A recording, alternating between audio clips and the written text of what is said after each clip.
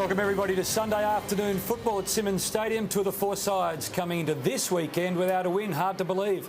Stevie Motlop is back after having a week off thanks to the club and a drink on Good Friday. And, well, the first two steps into the season for the Suns have been pretty ordinary, and they'll take one today without that man. Gary Ablett, Lethal, welcome to you, was training on a ground that adjoins the Cattery. Yeah, well, he would have been out there before next door. Well, he's the most indispensable player to any club in the competition, and therein that lies the problem. I was at the game when he hurt his shoulder last year. He hurt his shoulder in the third quarter, but they still went on and beat Collingwood up three-quarters of the way through the season. But since then, late last season, early this season, without Ablett really dominating, the Suns look a long way off. And Tommy Hawkins is out. Well, it's a big out for Geelong, and they picked the side, I think, with Mitch Clark to be the ruckman. Josh Walker's the replacement for Tom Hawkins, but in terms of, I guess, their bookend forward, well, Hawkins is that, so he's going to be missing for Geelong today. We'll get to the teams in a moment, but the ladder so far, well, it looks a little like this at the bottom end, and it's hard to fathom the Cats are down there. They have had a couple of tough weeks. They had the Hawks on Easter Monday, and Fremantle here, and Fremantle were terrific. But the Suns, they played the 18th and 17th sides from last year and have capitulated. Very different, isn't it, in terms of the opposition? Yeah, Geelong have been beaten by two of the sides right up into the top four, whereas the Suns been beaten by the two sides who were 17th and 18th last year. So very different form coming into today. You said, Lethal, on Easter Monday you were concerned about the ageing list of both Hawthorn and Geelong. Yep. The Cats have got 9 30-plus. Yep. Andrew Mackey and McIntosh aren't playing today. Here's 6 that are of the 30-plus bracket. Yeah, well, the problem is replacing retiring champions with new champions is just very hard to do. Hawthorn seem to be doing it and regenerating by getting players from other clubs to a degree, but Geelong, a lot of those players, their end riders look human again for the first time for most of his career. So just how well those players can last will depend, I think, how well Geelong can last, because I don't think they're, say, under 23s look anything special. So they're very, very dependent on their on the core of great players. The Cattery League has been a bit of a fortress. It's like climbing Everest for some, but without oxygen or ropes and perhaps a first-time Sherpa. 21 from 21, 2012, 13, 14. Now, what that doesn't show is last week's loss, but it shows that they enjoy it here and teams find it hard. It's been a massive home ground advantage, obviously, in Melbourne with Etihad Stadium, MCGs. No one's home ground, really. Simonds Stadium is that for Geelong, and they've been good everywhere, but you look at that, 29-16. Against everywhere else but Skills Stadium. It just, or Simonds Stadium as it is now, it actually illustrates just how important the home ground advantage is. We see Stevie Motlop, he's working up and down on the right-hand side of screen. He'll follow Jimmy Bartell, I think, in just a moment. We spoke with Stevie during the week about the suspension and how he plans to repay the faith. Not one of the proudest moments of my life. You know, the last sort of fortnight's been very challenging. Steve Motlop won't play for us this week, so the team and Steve will pay a big penalty. I think that's the main thing you want in footy, is to be respected by your teammates, and something like this, you know, it just takes it all away. And yeah, I'm very apologetic to them, and you know, I've told them that's not going to happen again, and this is something I don't want to be known for. You know, their expectations are such a proud club, and I didn't meet them, and you know, as I've said in something during the week, I'm very embarrassed, and I'm not proud of, and I think I just want to get back out on the field now and try and win that respect back from, you know, our fans and definitely my teammates. Yeah, it was hard sitting in the coaching box and watching on, and you know, you're helpless, you can't do anything, and I sort of felt like it was my fault. My body's in great shape, and I've had a couple of really hard running sessions too over the last fortnight, and yeah, my knees are feeling really great. Probably the best I've felt in the last sort of 4 years, and yeah, I'm just feeling really good. Yes, it was one of those situations where they made the investment in the future by not letting him play as the punishment. Didn't help Geelong last week, but hopefully from this point onwards it reinforces all the standards that we talk about all the time in a really practical form. And Motlop looks like he's taken it, learnt the lesson, and hopefully they will benefit from the investment in the pain in the short term, Hamish. So Mackey's out, so too is Tommy Hawkins. He's the laid out. But Lee, you spoke about Gary Ablett, who's out this week for the Suns. This is what you said last week. It's emphasising over and over again that no Ablett, no Suns. The Suns were possibly going to play finals last year until Gary did his shoulder, and the fact that he's had 2 mediocre games, they've been very mediocre in their first 2. So I think they've been overtaken by the Giants. Well, it was said, and it's on record, and the record without Gary is pretty ordinary. Yeah, well, he's been such a wonderful player, but I often think that the Suns, for the long-term future, would almost be better if he doesn't play for half a season. It's going to wreck this year, clearly, because these kids, they have to learn to be a good team without Gary Ablett, and clearly he has been such a dominant force that they struggled early anyway, but they should be better in their development as a 50-year team, but Ablett is just so critical. They just see without him, it's like the head and the heart are both cut out. So the assumption is, Lee, that some of the young mids stand up, take on the leadership of this group and do what Gary has been doing. Who do you expect the individuals to be? Well, frankly, I don't think they've anyone that are capable of it, but you're talking Prestia, Burnell, you're talking Swallow. They're the 22-year-olds. They've played 70-odd games, so they've played a bit of league footy, but they're still only kids, really, in football terms, and none of them look like the type of players that are going to be able to drive the team. Michael Rishatelli is something of a kind of journeyman football in a way, without being cruel, but he looks like the experienced midfielder that has to drive what emotionally, I think, and maturity-wise is still a very young group. You said you don't think there's anyone capable of it. Just because they're too immature, you don't see the leadership in them to this point? I just never seen it. Okay. Simple as that. I mean, they need it, but whether they're capable of it at this point of their career, I think, is a gigantic question mark. Okay, well, let's have a look at the Suns lineup as has been discussed during the week. No Gary Ablett. Dan, good afternoon to you. G'day, Haim. How are you? Very well, thank you. Nice to have you here. Cloudy day. Be wet later today, but a lot to look forward to. Two sides at the foot of the table. The Gold Coast have made 5 changes. Of course, we've touched on Gary Ablett being out. Their record 1-11, as you saw. Plenty of height in the side. Smith, Gorringe, Lynch, Day and Thompson. So they're not coming in short on what could be a wet day, Lee. Yes, it's going to be, well, the net, and I don't think that suits them, Dennis, because they're fairly light. I think they haven't got real grunt. I even think of like a Campbell Brown who played a couple of years ago for the Suns, like that competitive grunt. I think they lack that within their team at this point of time. Okay, well, the Cats have played the Suns twice on this ground and they've won by 150 and 50. They'd die for that this afternoon. They've made a bad start, but Lee, you made the point before, against good teams. Well, they have been against good teams, and you get beaten by Hawthorn and you get beaten by Fremantle. Well, that's no disgrace. It's Reece Stanley. I mean, his name there was the first ruck. He's really a pretty much centre forward second ruck, I would have thought, Dennis. So I'd still be surprised if Mitch Clark doesn't carry the ruck duties today. And just repeating, Geelong have made 5 changes. The late one, Tom Hawkins, is out for family reasons. Josh Walker takes his place. Jimmy Bartell is back. But out come the Gold Coast Suns. And their form has been very disappointing. Losing against teams they were expected to beat. That's the difference between these two losers.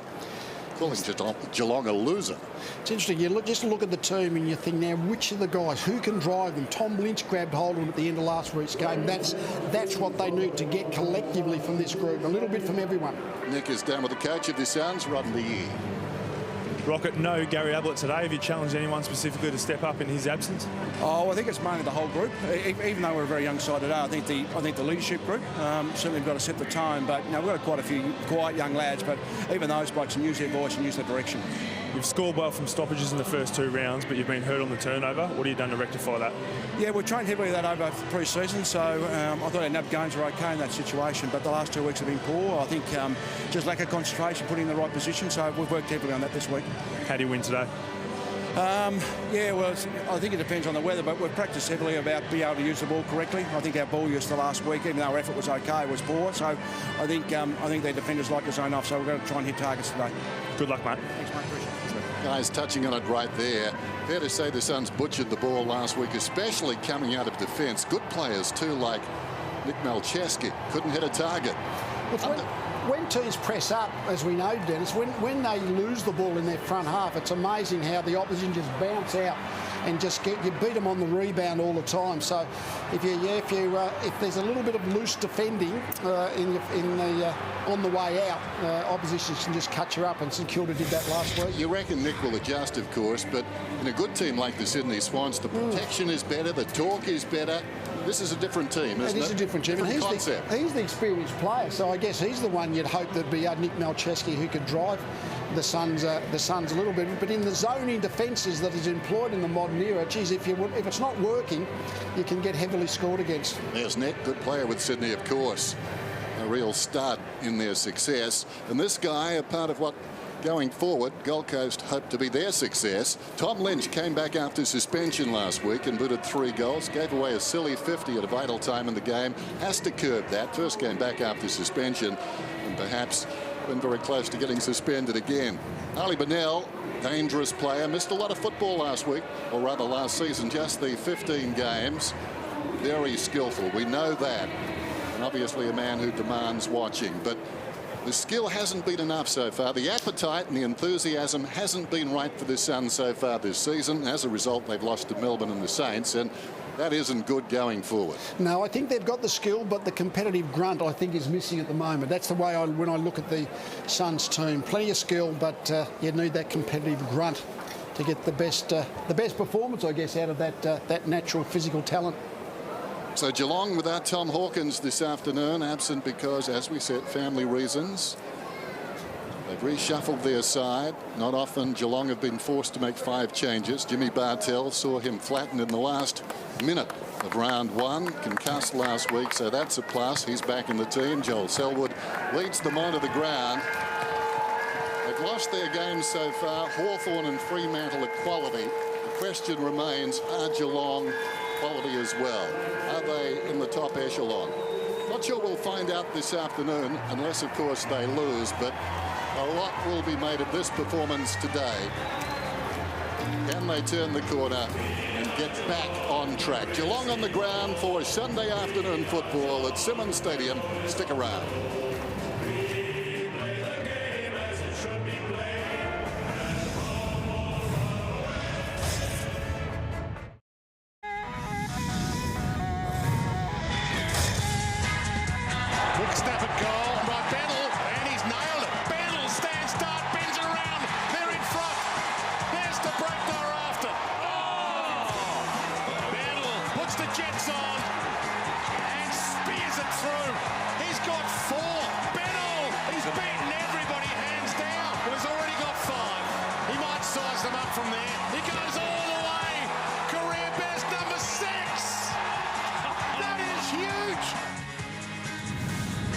Well, it was a virtuoso performance. Round 15 last season. The last time these two sides met, Ali Bennell was on a roll with 6 goals and his side won by 40 points. Hard to imagine they can do that today, but we're about to find out. Let's go down to the boundary. Mick Maxwell is with Chris Scott. Scotty, 11 years since this club's been zipping to start the season. Today's obviously important. Yeah, it is, but it's only important in the context of this season. Like, we're overhearing about the past, we're about what this football team is now. We're a very different team and we're trying to build our own history. Gold Coast obviously very good at stoppages. What have you done this week to make sure that you're real good around that? Yeah, especially their forward half stoppages there. You know, really dangerous. They didn't score all that much last week, but they did score from forward 50 stoppages. So we need to defend really strongly in there, make sure we're not too attacky around those stoppages and set up well on the outside. You lost Tommy Hawkins today? Yeah, unfortunately, Tom's out for personal reasons, which means we just need others to lift. I mean, Tom's such an important person in our football club. Our guys are going to rally around him and play as well as they possibly can. Good luck today, mate. Thanks. Roger's going to get the calls. We've got a Cats as a head and an AFL as a tails. So we're going to AFL and a Cats heads.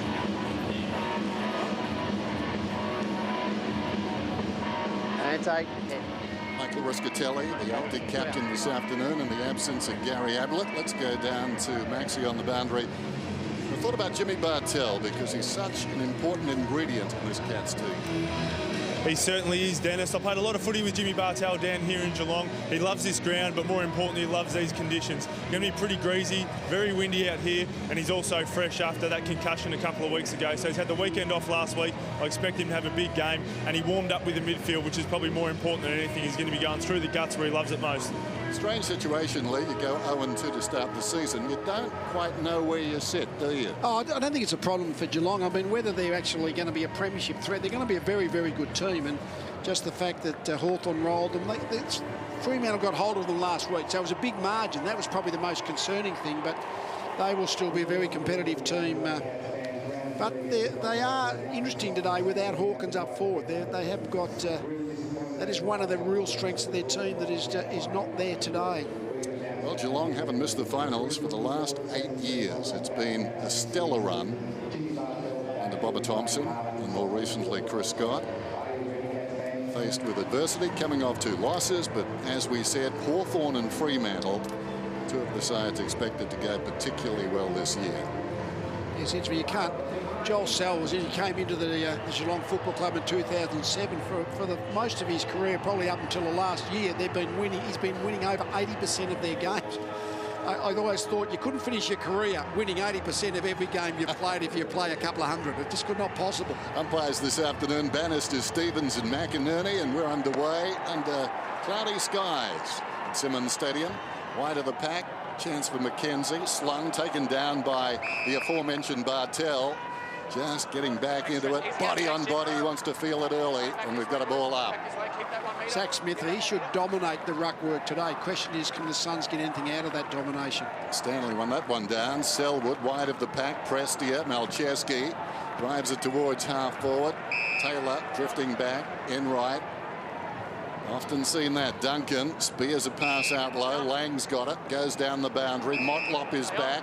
Spare man on. They've still got 2-on-1 here. Well done by Clark to Guthrie, and Guthrie misses to the near side.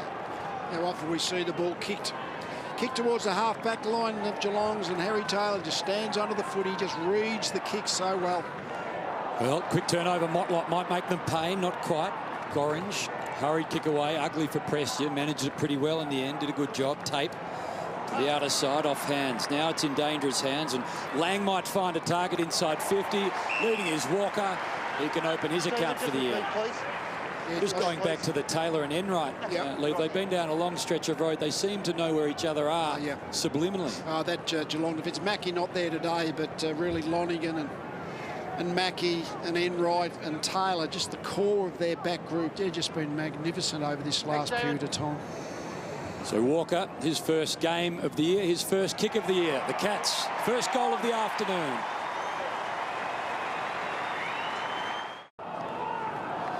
Good way to start your the late call-up game. Still only 22 years of age. Josh Walker, but led into the ball and then finished. So great for his confidence. It works for some guys too, doesn't it? Yeah, that's right. Don't get worried about whether you're playing. That's right. Yeah. Stress factor is down. Swallow out of the middle, got it from McKenzie. Bounces inside the forward 50. Came on quickly to Martin, who's deceptively tall. Stolen away by Kelly. Buse. Taylor again. Where's Enright? There it is. ESP out of defence, bounces up towards the wing. Strong tackle on Smith. Well done by Stanley. Coming away with Selwood. Opportunity now for Gregson. Cruising past is Kelly, the man who initiated that. Gregson goes down under a strong tackle from Smith, and we've got a free kick, and it's going to Smith. Just thinking of Walker, Denny's come in for Tommy Hawkins, who's got personal reasons not to be playing. It was Easter Monday last year that Tommy Hawkins ended up wearing the jumper of Walker, and he dominated. I've never seen Walker play so well. He was out of jumpers. The Hawks had manhandled him throughout the afternoon. Suns an opportunity here. McKenzie doesn't often use that side of the body. Dangerous territory now. The Cats normally work their way through this. Matera fires it back. Chance for Lynch. All clear, Jason. Might have called Lynch McKenzie moments ago. Apologies for that. But it was Lynch, as you said, last weekend, Lee, at the end of the game, got them in a huddle and demanded more. Yeah, no, well, at least he took the bit between the teeth and called the team together. That's leadership in action. As if on cue, there he is. Lynch, 55 metres out, working into a slight breeze. Matera comes on a lead, miscues with a kick though. Furlow, starting on the interchange bench this afternoon, takes the mark. Motlop, left half back, sends one gently along the wing. Well weighted kick. Selwood gets on the end of it. Not his best effort, but nobody behind this pair. Walker can kick it inside the 50. Wouldn't have been bad policy.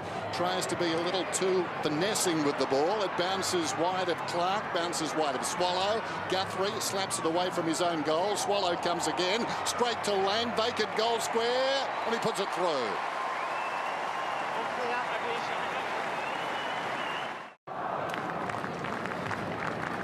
Interesting finish here. I mean, Geelong, it's just what they need to reinforce the script of the game, that they should be a better team. They're at their home venue. They've gone forward a couple of times, kicked a couple of goals. Swans one forward move, the Suns forward once for a behind. Well, Caddy had the ball, had a lot of options, and then chose poorly. So Mackenzie, with that prodigious left boot, will no doubt search long. They've got plenty of tall targets inside 50. Day, Lynch, both providing leads, and there's that kick we talked about. Lynch was chosen, knocked away. Zach Smith has to do a little bit of roving work. Wrapped up, man, not quite his size, and Reece Stanley. Taylor couldn't find a hoop.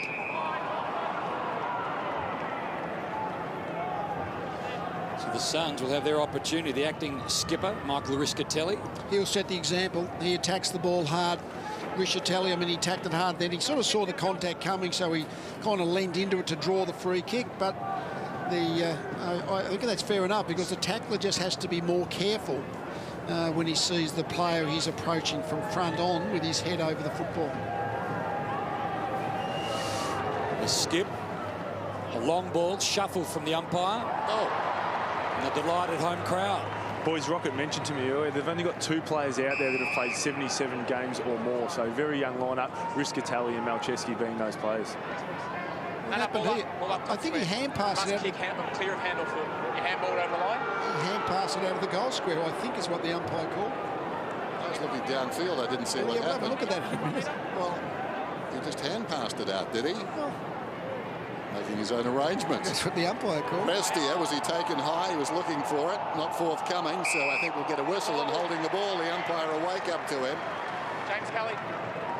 So Thurlow wouldn't have kicked it in too often. Catch up with him later. Stokes, Bartel, back to Kelly, who started it. Kicks around the outer side. Poor effort to mark by Martin, stolen away by Clark. Selwood inside. Blixarves drives it inside the centre square. Malcheski didn't put the hands up. Behind May. Kolajasny. Malcheski bounces one back nicely to Kolajasny. Gives it to Matera. Matera upended as he kicks. This one skews out towards left half forward. Taken by Martin. Bennell heard the voice. Pops it over the top. Run there for Garlop, bouncing off him, Kelly. Well played, Stokes to the goal square. Got there in the nick of time. And the mark is taken by Hughes. Well, high-risk football. It's come off for the moment, but now it comes unstuck. So Prestia, who kicked a wonderful goal last week outside of the boot, decides with a more conservative approach, and Riscatelli will have his second shot inside a minute. Similar spot, in fact. He chooses to give it off. Martin will be the man with the responsibility. Thanks, mate. Yep, right there. Thanks, mate. Cheers. Have a look at this. Yep, What's he done here? You're right on your line, you're right on the mark. I mean, you just find that sort of bit laughable that he hand passed the ball out of the goal square as if he just didn't know the rule that you got to kick it. So that ball that came back came from behind the fence, did it? The ball just materialised there. He was outside the square initially and walked back in. Still don't get it. Jack Martin, well, he came with a huge hype. He's starting to deliver. He gets the Suns first.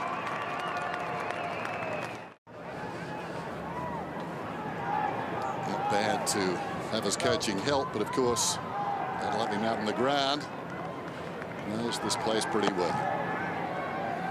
Up very high with Smith, missed the footy. Stanley has a go, bounced on his head. Presti has been active alongside the centre circles, pumps it inside the forward 50. Lynch shot, terrific grab, body to body with an experienced campaigner, and it's stuck. Now he has to kick this. The couple of underdogs yesterday, Melbourne against the Crows, they actually were inaccurate. Giants against the Swans. When the underdog, you've got to be accurate. You can't actually butcher your shots at goal and expect to win. So this is an incredibly important kick. They've had 3 shots for 1 goal to the Suns.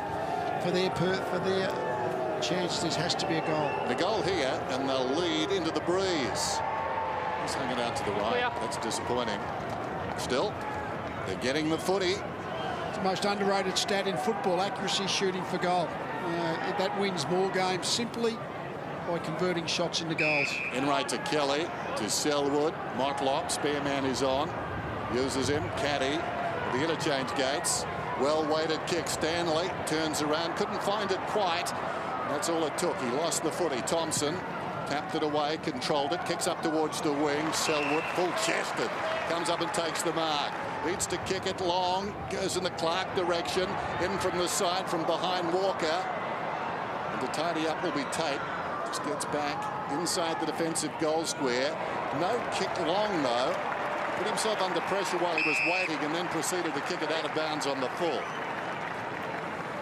Jackson Thurlow at the other end made a blue. Needs to now find a target. He's gone in the Stevie J direction. Motlop not able to grab it after the bounce. One of the rare grounds where the wind has quite an effect on the game. Most of the stadiums are fairly enclosed, so the wind doesn't seem to have a great effect, but here it's a bit more open at Simonds Stadium, so the wind does have a greater effect. Well, Swallow hurriedly, not out of dangerous territory yet, because Bartel lurks about the place. So too Duncan. Bartel will end up with it. Short little kick, went searching for Caddy, won't find him. Well, in the end, under some sort of pressure is Murdoch.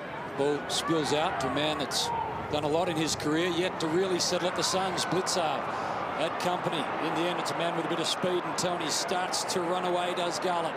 He's away and he's off. Couple of bounces. He needs a good finish. 3. He's within striking range now. Terrific goal.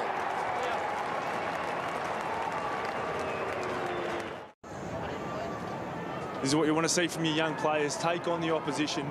Great work by Garlett and a really good goal. It's lift his teammates. The thing I want to talk about is Harry Taylor, though, because he's found himself on Garlett, on Aaron Hall, on Matera. So those players have to make sure they engage him and keep him away from the big key forwards. Selwood, paid advantage out of the centre. Motlop looking for a kick, nothing doing. Close to the boundary line, Johnson ushered across there by Tate. And we'll have a throw in. That was clever by Garlett just moments ago. That little flick to himself, and then the forlorn hope of Clark catching him. Nobody even close to being inside that forward 50 for either team. Stanley flicks it down behind. Tate did well. Gorringe into Stanley. Selwood. Lang. Motlop. Scrambles it forward, hit the post. Point the difference.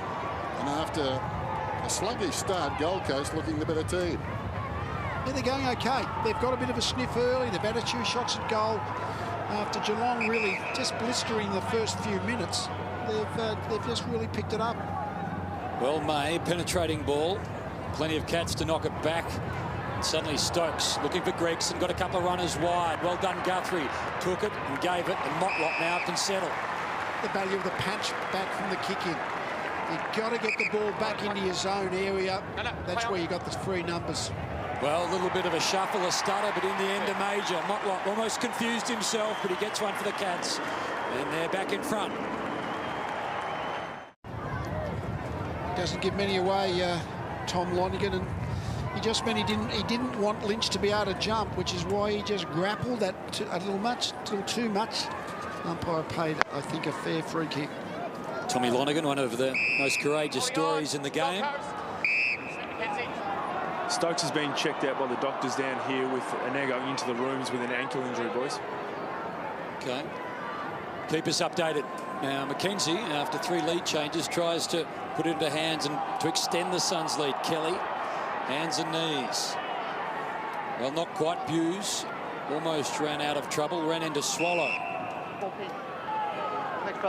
Forward stoppage here for Gold Coast. Chris Scott said before the game that they're really dangerous here, so watch Geelong players to make sure they're all manning up. Well, Murdoch scoops up the ball quickly to Kelly. Couldn't quite. Tried to slap it away. Riscatelli, the beneficiary. Kelly gets back involved. So too Clark. He gets taken to ground. He was going nowhere. So Garlett, one of the tacklers who really lit up Simonds Stadium moments ago. Long run, terrific finished. Thought through the scenario well. Bennell, the ruckman, Swallow, gave it off to Riscatelli. He'll try and bounce it through. Won't get there. Lonergan this time in the right spot. Lonergan to Enright, the old firm. Enright kicks close to the boundary. Duncan went to ground. Walker, ditto. Duncan got up again, though. Lost the footy. Finds it eventually. Motlop's in trouble. Riscatelli could have been taken high. He's going to get a free kick. And Bartel also is hurt with the contact. Hold it, Timmy. Hold it, Michael. A knock on the leg. Yeah. Riscatelli's fine. Probably got the knee to the head. Jimmy stretching out. Move on now. Play on, play on. Riscatelli in 2 minds. Eventually, cocks it, doesn't let go. This is amazing. Selwood almost got him. Riscatelli. That was the third of 2 options. He kicks it to a contest. Off hands. Kelly, slick hands. Lonigan. Hughes. Bearing down was Garlett. Hughes played it well, but the hand pass was sloppy. Tate leads back. Parting the waters there was Thurlow. Going down, it's going to be a free kick to Geelong. Riscatelli came on that loose ball, but Thurlow. Bartel's gone up the race too, so there's only Reece Stanley, only one Geelong player on the bench at the moment. There goes the kick up towards the wing. Well done by Lemons. Back towards half-forward Bennell. Quickly to a runner in Martin. Already has 1 for the afternoon, and it was from a similar spot. Doesn't seem completely confident. Matera. Yeah, Matera's running into the goal square, and I think a good decision by Martin. He thought about giving it, but Matera would have been under pressure. So It's right level with the mark, and that's 15 seconds. it's just the head, shoulder into the upper thigh. So a little bit of a corky, one would think. Bartel's had a pretty ordinary 20 minutes of football. The last minutes of Easter Monday. Week off, and then within the first 20 here, he's got a problem with the knee. So Martin trying to kick his second. Gee. Well, that is outstanding. So the Suns skip away a 7-point lead. Martin has 2.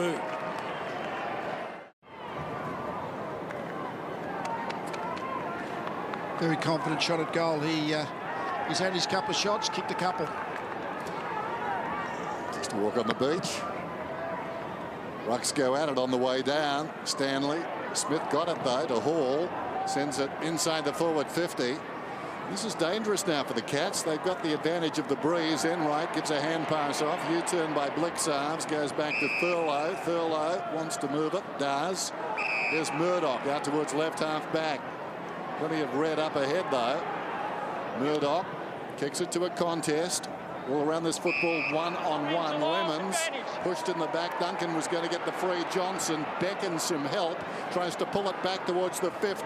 Good mark taken by Thompson. Hits the ground running, if you don't mind the big fella, but he drives it down towards half forward. Murdoch just pushed out of the way. Umpire said all fair in love and war. Lynch can run into an open goal, and he squeezed it through. So 3 in a row to the Suns. And suddenly it looks like the Cats are a little slow and tardy. Well, we spoke about the spines earlier in our pre-game, and when you look at May and Rory Thompson, and then you've got Lynch in the forward line, they're only young, and they're going to have their good days and their bad days. But it's one of the strengths, I think, of the Suns team, that they have got a good young spine, and just the moment, the youthful enthusiasm, rather than, I guess, the maturity and experience of Geelong, the youth and experience are well on top.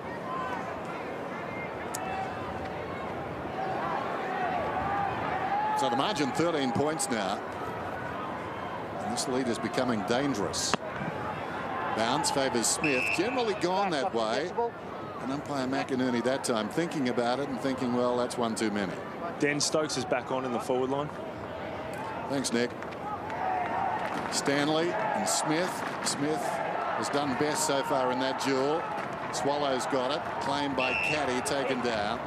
Dennis Bartel is being subbed out of the game with that knee injury that we saw earlier. It's a knee injury, is it, Nick? Not a thigh. It's a knee injury. Oh, okay. Caddy decisively. Guthrie. Down towards half forward. Johnson claimed from behind. Lang's got it. Not his best kick. Floats on the breeze. Well inside the 50. Doing okay, May. Loose ball. Clever by Clark. Tried to put it into the path there of the cruising man, and that was Motlop. Motlop couldn't control it though. Ball on the outer side after Gold Coast got it out there. Taken by Johnson once more. Back to Enright. Got a bit to deal with on the outer side. Blitzar provides some help. He gets run into, and Garlett forces the issue. Isn't it amazing? Their first 5 minutes, the Suns were off and Geelong were just making the play. But when soon as you kick a couple of goals, and all of a sudden the hope rises, so does the energy. And the Suns are playing with enormous energy at the moment. Stanley wearing Mitch Brown's number. So the Saint was good last week on debut in the hoops. Quick kick forward, right spot again, Martin. Has 2 for the term already, and suddenly he's got a few options streaming inside 50. Happy on the left boot. Well, Day has Taylor to beat. You spoke about Jack Martin and the reputation here. Yeah. Last game of last year, 19 disposals, 10 contested, 4 goals, 3 score assists, 10 score involvements. When he's hot, he's hot. Yep. No, he's certainly a lot of again, still very light, but obviously a lot of talent to build his career on. Nakia Cockatoo on. Hall, quick snap. Well, offline, and the Cats will be disappointed with the back half of this term. Last 3 to the Suns and 5 of the last 6. Basic clearances, only a basic stat. Geelong 4, Gold Coast 11. So at the moment, the Suns are continually taking away from the congestion. Stanley of the second attempt. Rescatelli across the body. It's gone a long way. An extremely long way and through for a minor score, but thought he was Cale Hooker. This is ominous now, though, because Geelong seem a little rattled. Enright drives it up the middle. Big leap by Clark, almost the mark. Found it on the deck, plays on quickly. Lang just lobs it into the 50. Running back is Walker, needs it to sit. That's awkward. Knew where the help was, though. Thurlow finds her way out. 25 metres out. Kicks Truly. It wasn't classical, but it was good enough. All from the Mitch Clark, flying for the mark. It was the kick down the middle from Enright, so that's an attacking kick. If you don't get it, you're really opened up. But as soon as Mitch Clark was able to play on, Geelong players are running back into their forward 50 quicker than the Suns. It looked like the bounce of the ball might just sabotage the attack. But a good bit of thinking, a good bit of composure eventually from Thurlow to get the goal from that half chance. The good thing, Lee, was everybody was trying to do the right thing. Yeah. If it was going to fall apart, at least they were trying to do the right thing, because it looked dodgy for a long time. Walker did a good job, Lee. I mean, he knew that he was about to be tackled. All he knew was there was support to the left. The extra number. They had the extra number and they used it. Put it into space, and all is well that ended well. Bennell. Well, to space, Swallow. He's got Duncan to beat, so too Gregson. Won't need to fight on. Boundary line wins. Well, as the two captains are stepping up, Riscatelli's had 10 touches, Selwood's had 9, but the clearances are 13-4 Gold Coast favour, so they're really on top. Well, if you've just turned on the television, Hawkins are laid out. Bartel already in the sub-vest. Nakia Cockatoo on the ground. Motlop in his return game searches for Clark, almost had it, lost it, got it again, might give it off, puts it into the run. Walker has one, needs to think quickly and does.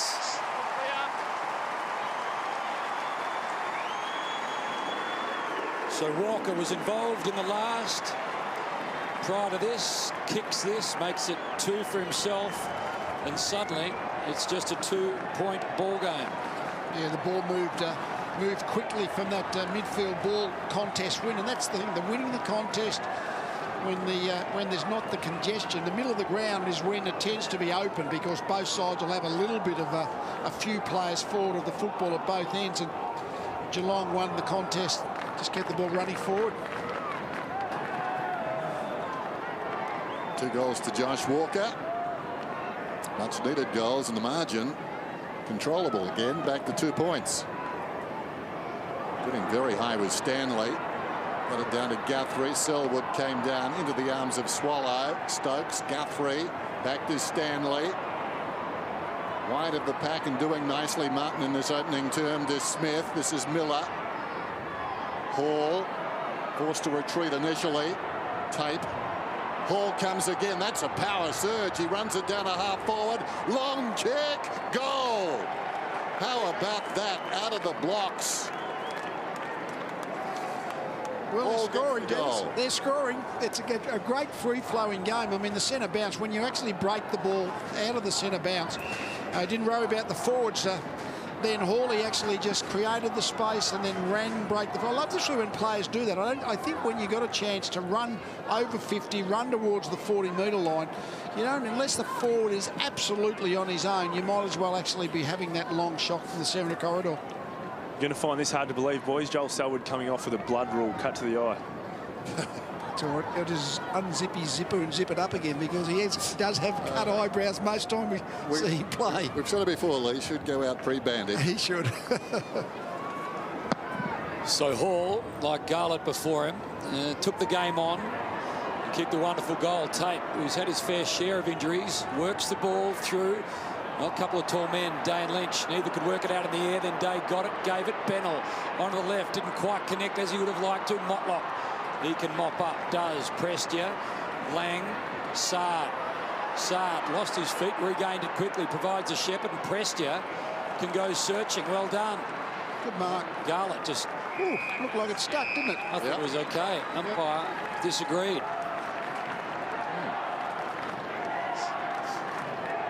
You only have to control the football. That's when it's a mark. It's that's the umpire's judgment, of course, of where he did control it. Well, Bennell in the Ablett pocket. Can he do what Gary's done before him? Ooh. Looked like it was going to curl back.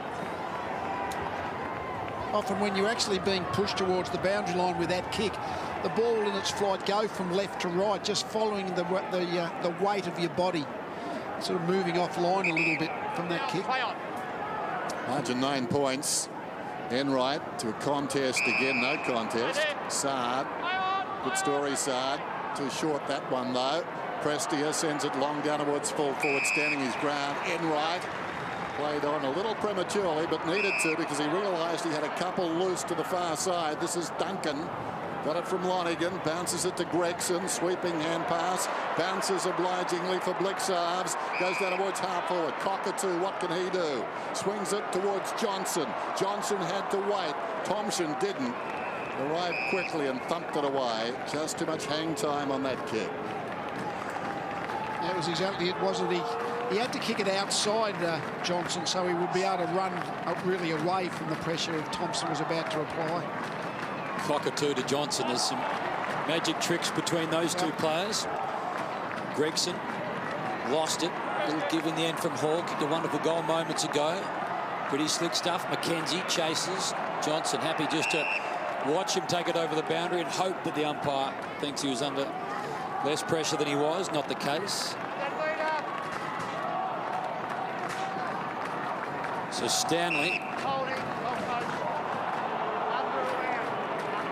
without the height, infringed, and suddenly Zach Smith. Hit-outs are only one part of that clearance equation, but as Nick mentioned before, Gold Coast is just dominating the ball away from the congestion. So Smith, who's battled his body as well since debuting for the Suns, works it to the outer side. Caddy in amongst a huddle of Suns. Quickly, Stokes receives, gives. Well, bouncing ball, Walker. Not quite. Clark tries to grab hold of Sard. Kolajasny puts Smith under enormous pressure, and suddenly it's going to come unstuck. Stanley slowly but surely. Lang, Motlop, little shimmy, little fake. Offline. Yes, the old days, Dennis, don't hand pass to a teammate under pressure. That one's been out the window the last decade, hasn't it? so many times it's like the hot parcel. I'm under pressure. Yeah. You take it. You're under pressure, but... Well, the thing is, I think the litmus test is he's just marginally cooler than you are. As the ball goes towards the outer side. Over the football, Harry, head down. Cockatoo sends a high ball in towards Clark. Siren sounds. Good term by the Suns. Entertaining term as well. Plenty of goals, 11 to quarter time.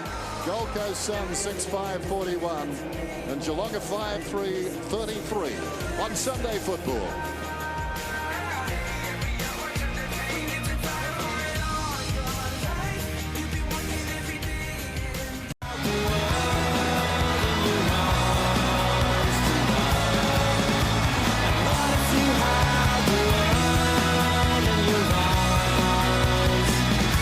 Sunday afternoon football. Hard not to be impressed with Jared Garlett. He kicked the second goal of the afternoon for the Suns, and they lead it at quarter time by 8 points. Rodney Eade has been barking instructions, and Nick Maxwell has been standing by the huddle. Yeah, they're certainly up and about, these Suns boys, I can tell you. They got in really tight, right in together. Really good body language from them. What Rocket spoke about, he gave a bit to a young Sard. He wasn't happy with him bombing into the forward line. He wants to make sure they lower their eyes and make sure all the Geelong defenders actually have to come with the Gold Coast Suns forwards. They're winning clearances 17-5, so he's really happy with their hardness around the ball. He just doesn't want them bombing the ball into the forward half. Watching Adam Sard last week, Dan, reminded me a bit of Leo Barry. He just ducks the head, darts, weaves, bounces. I'm not sure anyone knows where he's off to like Leo Yeah, well, least of all himself.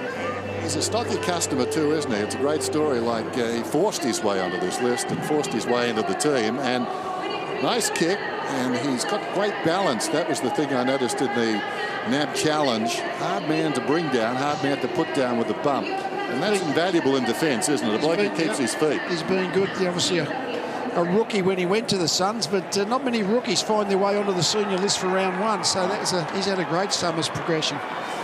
Coburg boy, and he debuted against the Demons in round one, and he had to buy 100 tickets for immediate family and cousins. Immediate? Well, wow. Not sure whether it was immediate in retrospect. Just people he knew. All-encompassing family. We're a big brotherhood, aren't we, Dan? Extended family, yes. Well, they would have enjoyed it anyway. Although he copped a spray at quarter time, having said all of that. Looking down the Geelong goal kickers league, Walker a couple, Thurlow and Lang, not the usual suspects. No, actually, I reckon Chris Scott, however, saying to himself, do I get Mitch Clark into the ruck and see if I can get him make a strength out of that position? Because Smith is just jumping all over the top of Stanley, I reckon. Second chapter about to be written. Quickly, the ball to half forward. Hall, wonderful goal in that opening term. Back to Malcheski.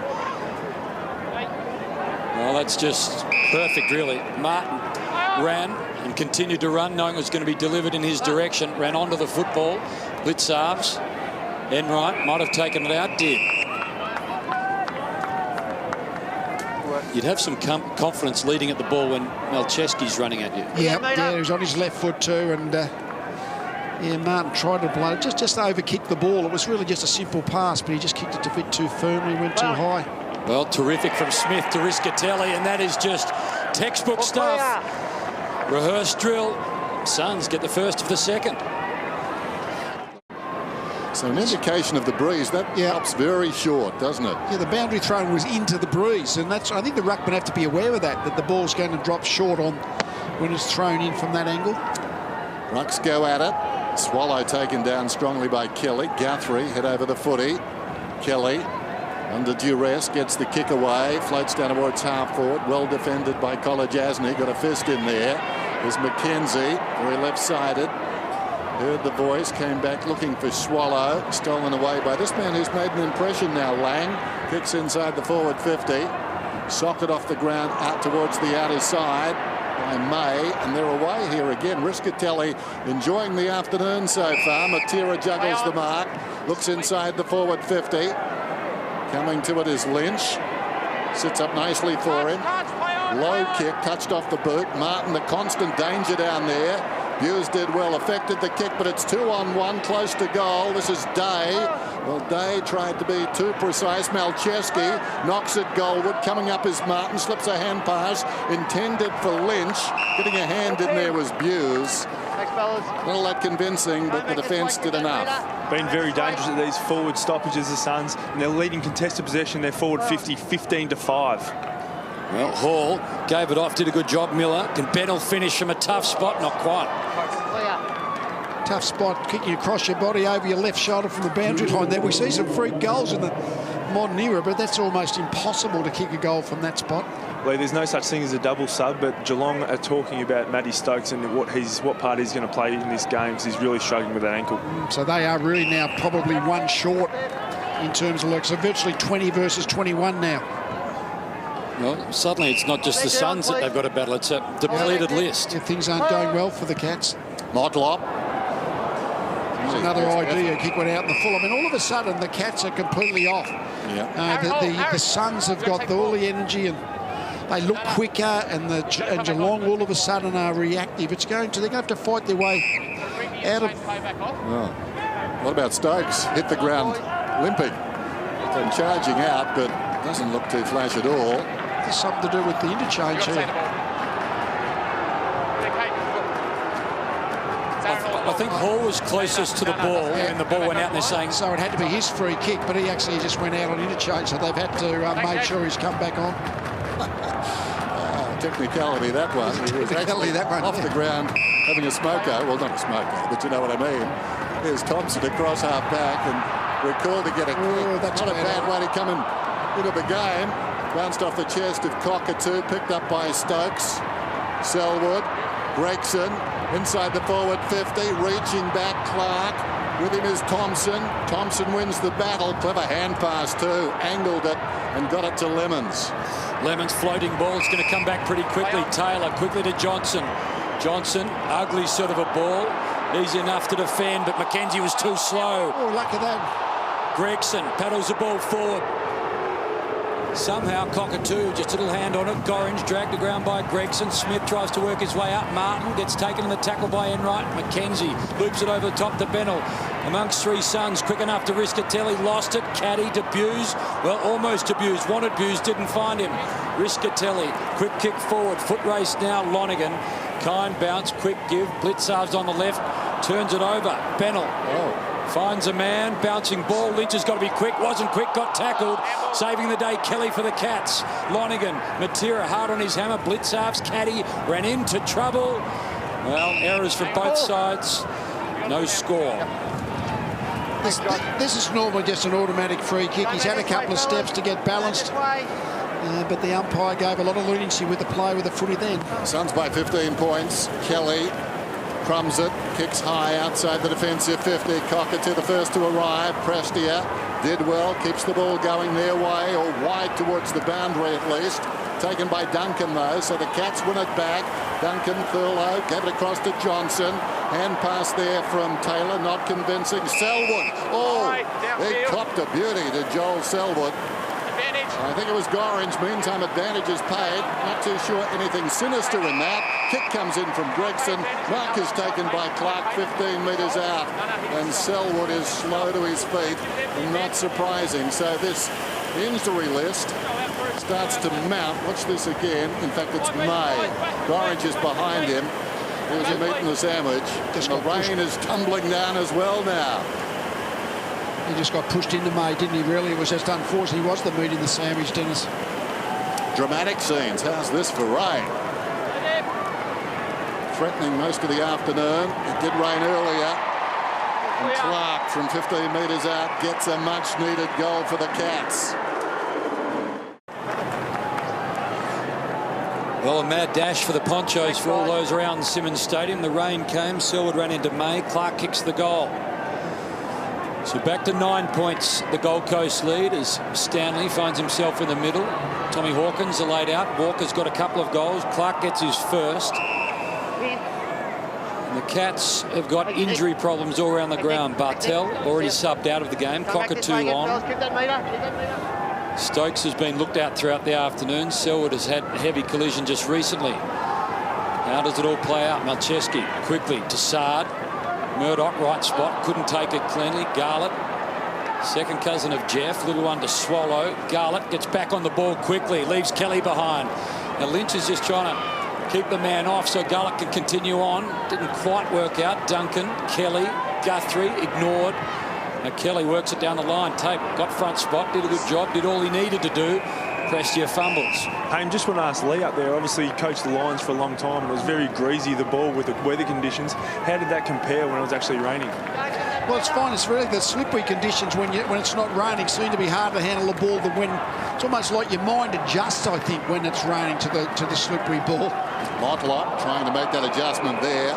Didn't make it too well. Let's get another one out in the fourth. Yeah. Hey, Dion, Mark is here. Prestia, his 11th possession. 29 in round one, 27 last week. He does attract the footy. Goes down the line this time from behind. Day juggled it across the line. Bad luck for the Suns there. We've got a boundary throw in just inside the attacking 50. Still plenty of time in this term, as you can see, and very much this game in the balance now. 9 points the difference. Geelong having some good moments lately. Motlop tries it again. Lang met solidly. Rischatelli playing a blinder. Hooks it back to about 20 metres out from goal. Charging through there was Guthrie. Good pick up by Miller. Goes looking for Prestia, bearing down Murdoch. And the ball bounces away from the pier and goes out of bounds.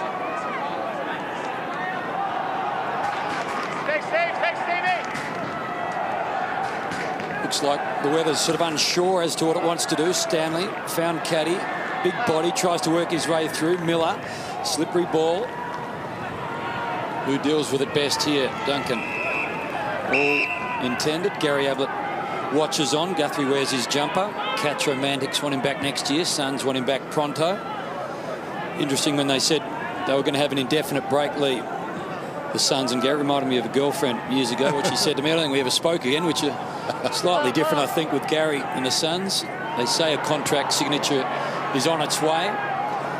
Clark, Thompson, the Dow defender. I don't know why we describe defenders as Dow. You wouldn't describe an accountant or a lawyer as Dow, but Thompson is Dow. Means they just keep spoiling. There is the defenders who just spoil and stop their opponent getting the footy, and of course we've now got the attacking defenders as well. So there's two parts of the really good defenders style. Stanley, first hand to it, knocks it down. Selwood not putting in a short step, burrowing in, knocked out of there. Well played by Hall, chopped off by Murdoch, only as far as Saad. So Saad up from the wing, his side leading by 9 points. Probing kick inside the forward 50, lurking at the back is Day, bounced wide of him. Duncan slips over, in goes Day. Won a hard contest off the ground by Miller, but he misses. Well, Day hit the post apparently, just brushing it. Day serving it up for Miller. Miller quick thinking, but it wasn't accurate. Then when I was in the huddle at quarter time, one thing that did happen was the coach going straight to McKenzie. He left him out last week, but he's doing the job on Steve Johnson, kept him just 5 touches so far. There they are. Well, Caddy beat to the ball by Garlett. Did well, clean movement with the ball until he missed his target. Kolodjasny watches Lang, sweeps it wide. Taylor in turn to Gregson. Lively tight, over the top to Walker. Got a couple next to his name already. There's a man loose, Stokes. Well, he had to wait a long time. Needed just to force the contest, bring it to ground. There were plenty of cats around the place, but in the end, terrific job by the defending Thompson. Yeah, he left Clark. Made sure he spoiled. He was outnumbered 2-1 if the ball come to ground. So a really good defensive spoil out of bounds. Boundary throw in. Clark wins it decisively. Down to Lang across the body. Out of bounds on the full. Michael Riscatelli, game high 14 possessions to the moment. That's what you want. Your acting captain coming in and doing that. Kick from Thompson towards the outer side. Knocked down in front of the pack. Martin goes after it. On his knees out there. Gorrin's got the ball up. Kick goes inside the forward 50. Coming at it hard with Stokes. Scramble and a whistle. They've evened up the clearances now, Geelong. Just the last 5 minutes, all of a sudden Joel Selwood is posing himself on the game. So they're now at least evened up. They were a long way behind early, but are just starting now to win their fair share of the footy around these contested areas.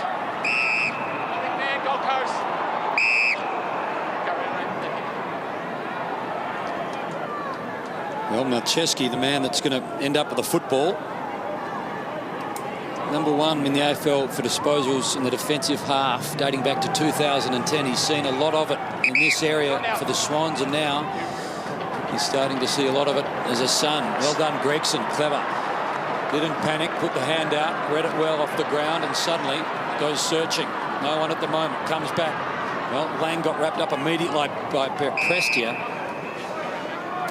Lang, a Colac boy, grew up kicking the ball around the streets of Colac. Great article Peter Hanlon wrote about him a couple of weeks ago. Didn't support the Cats, but very pleased to be there now. Starting to get more football. Over the top of Thurlow's head. Thompson, Blitzarves. Out the back, Harry Taylor. Little give along the ground to Thurlow. Quickly back to Taylor.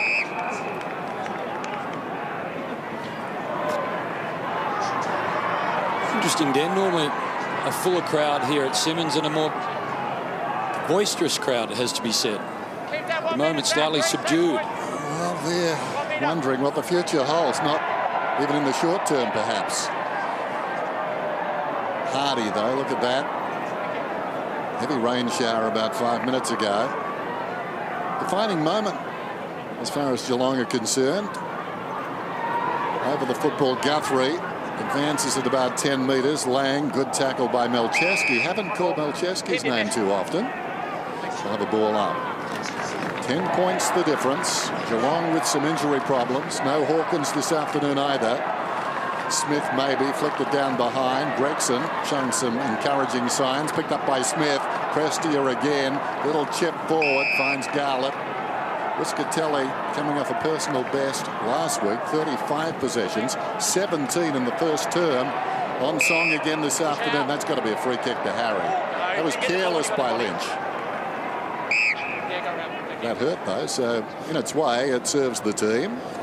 Yeah, it's about 100 k's plus of big, strong body coming and crunching you in the back.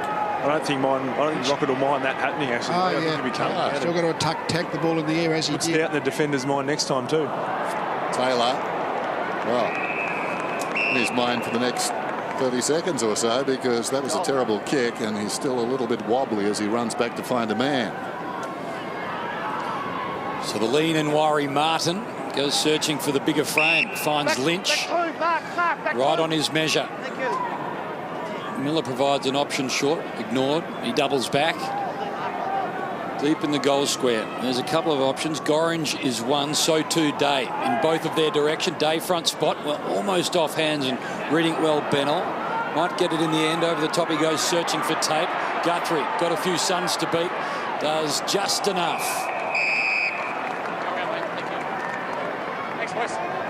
It is a tall forward line, Lee. We looked at the list beforehand and yeah, Lynch, Day hasn't really been able to get himself involved in the game a lot at this point of time, but Lynch has certainly been very good. He's the one who's led the charge down there. Well, Riscatelli. Den spoke about his week last. He started well this time, not delivering what the Suns were hoping for, but it's all looking promising. Suns right now lead it by 11. I think it's time for a change there, Hayne. They've got Guthrie running with Prestia. Riscatelli's had 16 touches, 10 contested possessions and 6 clearances, so it might be time to swap it over.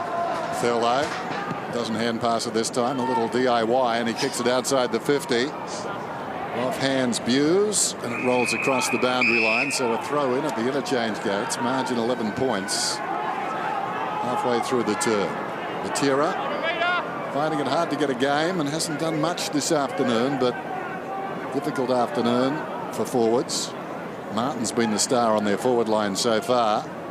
Kelly tracking the football in there. It's not going anywhere. Down goes Caddy though.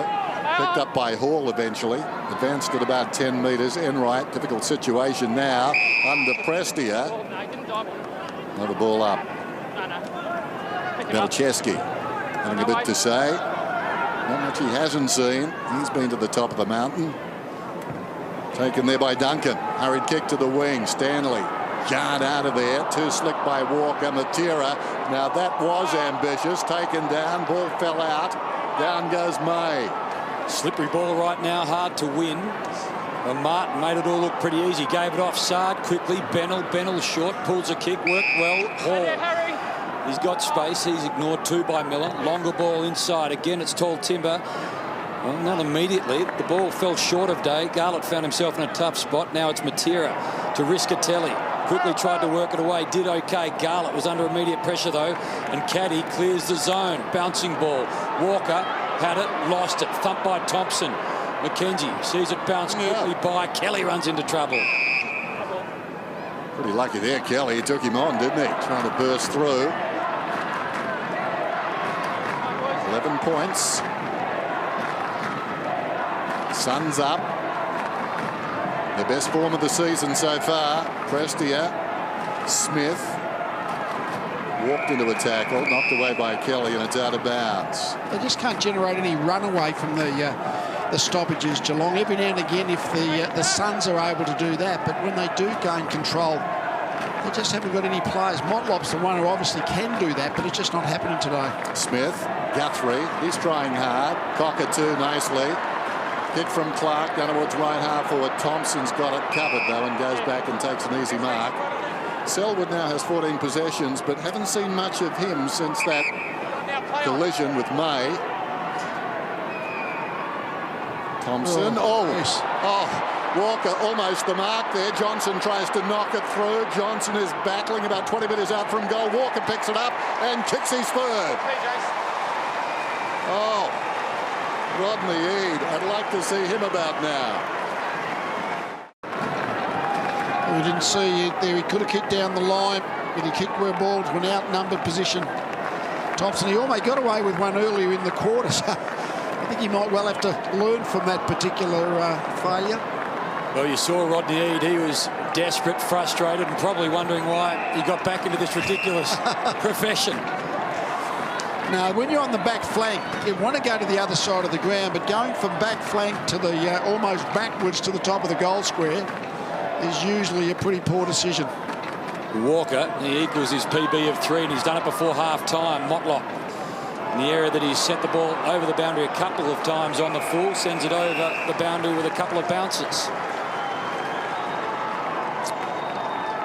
So Tommy Hawkins, the laid out. Walker gets given an opportunity, and so far he's made a good fist of it. Yes, good coverage.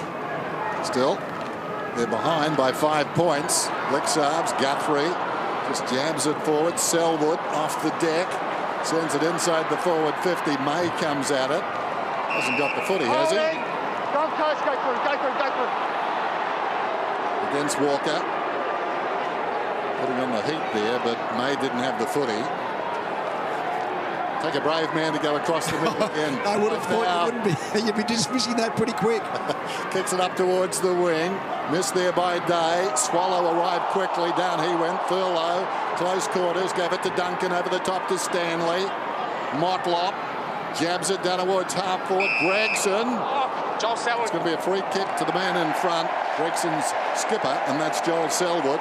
He was pushed in the back, so Selwood, 15th possession, kicks inside the forward 50.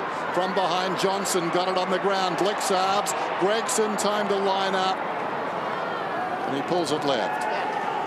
For a big man, Lee, Blitzarv's hands at ground level are terrific. Yeah. No, it's an interesting play. Doesn't get a lot of the footy, but it's obviously a fantastic run of these. He's almost a key position player. Got the strength really to play permanent key position, but a really good fill-in in a variety of roles. Well, approaching half-time, and the natives are getting restless. Well done, Thurlow. Plucked it from out the back quickly. Spots a man with space. That man is Duncan. Well, into the pocket. The youngster with so much promise. Cockatoo is chosen. Kolajasny, who's got a twin brother on the Geelong list, just spoils Cockatoo's afternoon. Big fly from Thurlow. Wet ball, wettish conditions. Handled very well. Smith, Swallow, Malcheski, Guthrie, Gregson. Measured things up, well done. Lemon's got a hand onto it, and suddenly the ball impressed you. Lonergan, like a rugby player, had to wait a long time as the world watched, did it well. Short ball to Lang. Lang, been good. Duncan hammers it inside the forward 50 again. Clark spilt it, goes after it. A runner alongside, doesn't need. Stokes hit the post. And I think this crowd getting involved and sensing that the Cats are trying to make their move now. This place is suddenly alive with hope. Kolajasny jabs it to the pocket, and the mark is taken by Martin. Yeah, they've risen to the challenge Geelong. The game was just slipping away, just to the momentum part of it. But they knew that, and they've responded the last 5 minutes of play. McKenzie, something he does well, telling kick.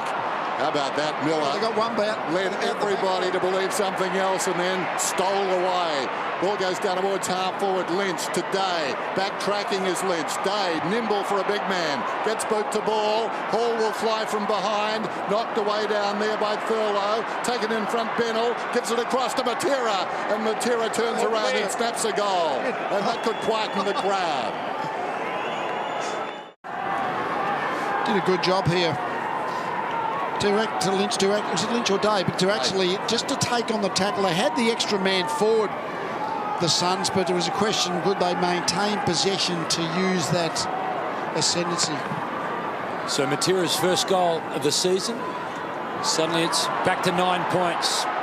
Selwood, wonderful leader. He's got an aura about him. Works it wide. Gregson left it behind. Riscatelli, he holds him up.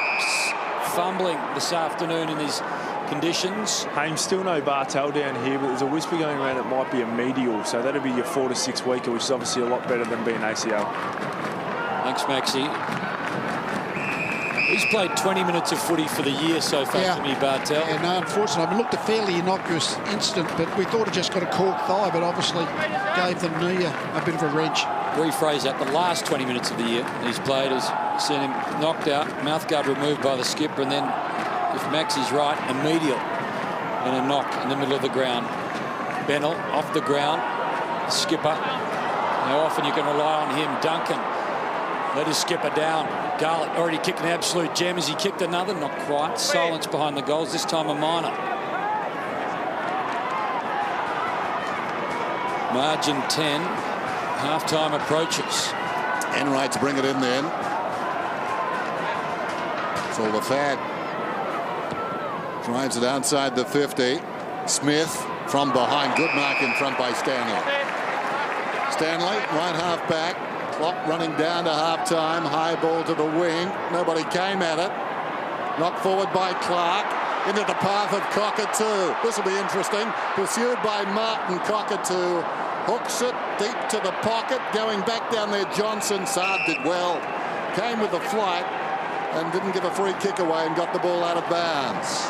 Nick spoke about the Mackenzie Johnson matchup. He's only had 2 kicks, 4 handballs, Johnson, so he's had a really quiet day. So Suns defenders done really well on him. What can the Cats conjure? Stevie Johnson, little give. Selwood tried to work it through. Low. It's going to stay in. Now it's going to be walked over. Lee, with Bartel out for the game and Stokes struggling with that ankle, I think it might be time to get Stevie Johnson up into the play as well. Yeah, he's spent a lot of time forward. Not getting as the forward half. They need to try and win the ball up around the middle. Smith got a couple of tall men to contend with. Blitzarves and Stanley. Lang. First movement was good. Kick. Well, it was good, but it wasn't far enough. Riscatelli plays the role of goalkeeper. Done everything. Riscatelli's won the clearances. He's been the highest kick getter on the field, 13 at the moment. Got back to stop that goal. Bennell to bring it in. The ball in now, please. Virtually straight up the middle. Trying to help it on its way was Smith. Oh, fell over. Lynch. Yes, intended for Matera. The idea was right. Murdoch goes back. There's still some hope here. Lynch charges in again, just keeping it going. Goldwood. Garlett gets it. Sends it down towards full forward. They set that up, and this one runs on and misses. Now, had Matera stayed on his feet, maybe they could have gone goal to goal. Even then, it looked like Garlett just sort of rushed the shot at goal. He had players that he was able to use to make it a much easier shot. Enright comes away. Comes very wide. Out of bounds on the full. That's Motlop out in the full. Enright out in the full. Taylor out on the full. Not good signs. Those players just don't make those kind of errors. Lemons. Well, he wanted Lynch. Lynch was caught between Kelly and Taylor. Still the Suns have got an opportunity. Matera extraordinarily puts it through. You hit the outside of the boot. We see some amazing goals. We still see some sitters miss from in front, but just amazing actual goals from boundary lines. The way players can turn the ball on their foot. Matera, who's missed 18 games over the last couple of years with groin injuries, trying to make himself a permanent in his son's outfit. Stanley to space. It's going to work well for Bennell. Can he do something ridiculous? Nope. With Peppered 8 goals, 10. They could easily have kicked another 2 or 3. Missed some quite simple ones. Not that one, but a few prior to that. Lonergan wide to the outer side. Enright on a collision course out there with a bigger man. That was Lynch. All close to the boundary, and certainly Taylor content to let it run out. 10 points the difference.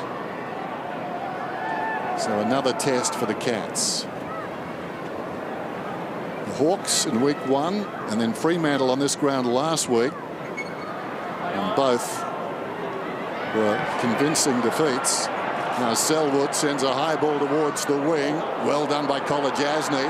Two-fisted away and applies a Shepherd. Cockatoo tried to go between Saad and Kolajasny, missing the football. Selwood lurking behind Cockatoo, got a second chance, but he's outnumbered. Motlop put a hand in, did well, and the ball trickles across the boundary line. It will be thrown in.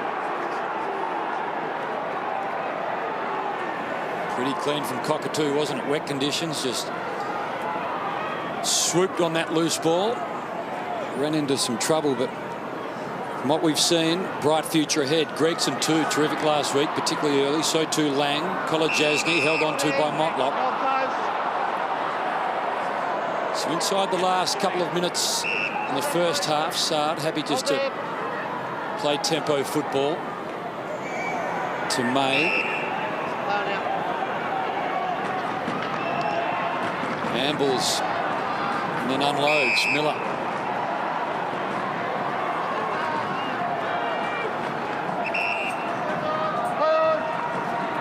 Well, again, it's Lynch.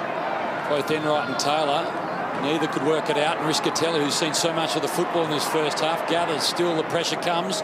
Got the football away as Thurlow tackled. Now bouncing ball. Who's going to swoop on it first? Garlett over the top, went searching.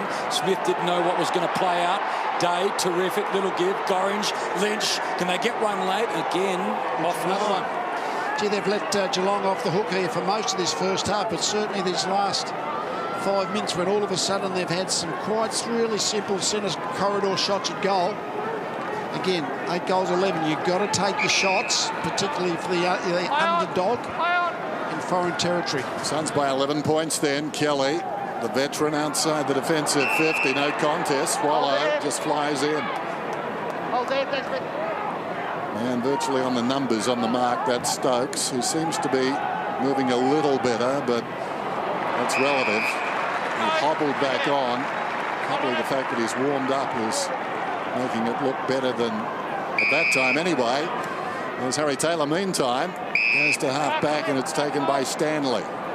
Inside the last minute here, Stanley, who is a long kick, drives it up towards the wing. Duncan got high, spilt it. Close to the boundary line, McKenzie tries to ferret it back. Lemons emerges with the football. Don't know how he did that. He kicks it inside the forward 50, and Taylor corrals it. Well, momentarily, and then just coughs it up. A chance now. Garlett over the top to Miller. Miller late. He was just, his eyes lit up. All he had to do was take possession, kick it off the ground, and run it into the goal post. But again, a Harry Taylor mistake. I mean, they're just some uncharacteristic mistakes from champion Geelong players, a number of them. Well, there'll be no more score. It was going to be the last kick of this half. So, calamitous finish sees it end disappointingly for the Suns, it has to be said. And right now, it's been an interesting first half. Suns by 8 points at quarter time. At the long break, it is Gold Coast by 12 points.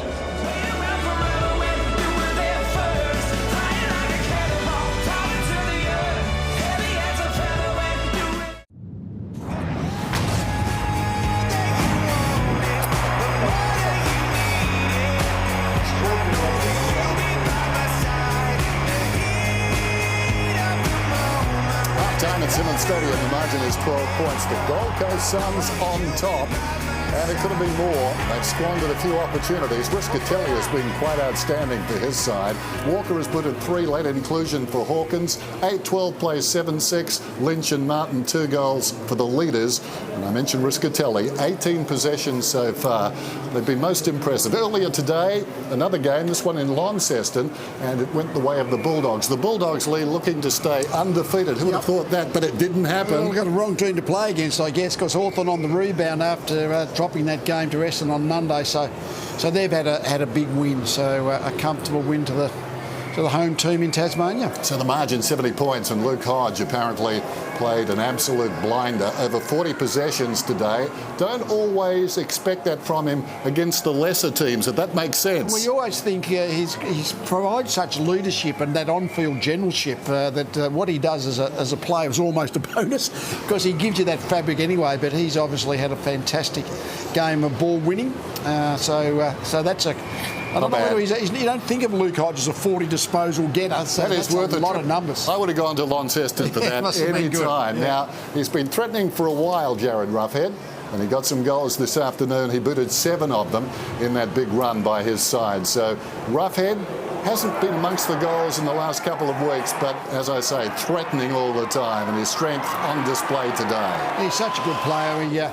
He doesn't kick big bags all that often, but his flexibility. But today he must have played mainly forward and has got 7 against his name out of 19. So So, yeah, no, wonderful, versatile player. Again, like Hodge, there's so many things you can do with them.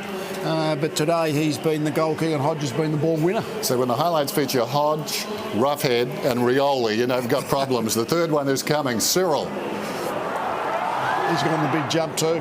It's just the cameo with Cyril, isn't it? It is only cameo. He's not prolific. Very rarely gets 20 disposals, Cyril, but the moments, oh, he's done another one. So he's actually not only at the one jump, but two, he's just a wonderfully talented player.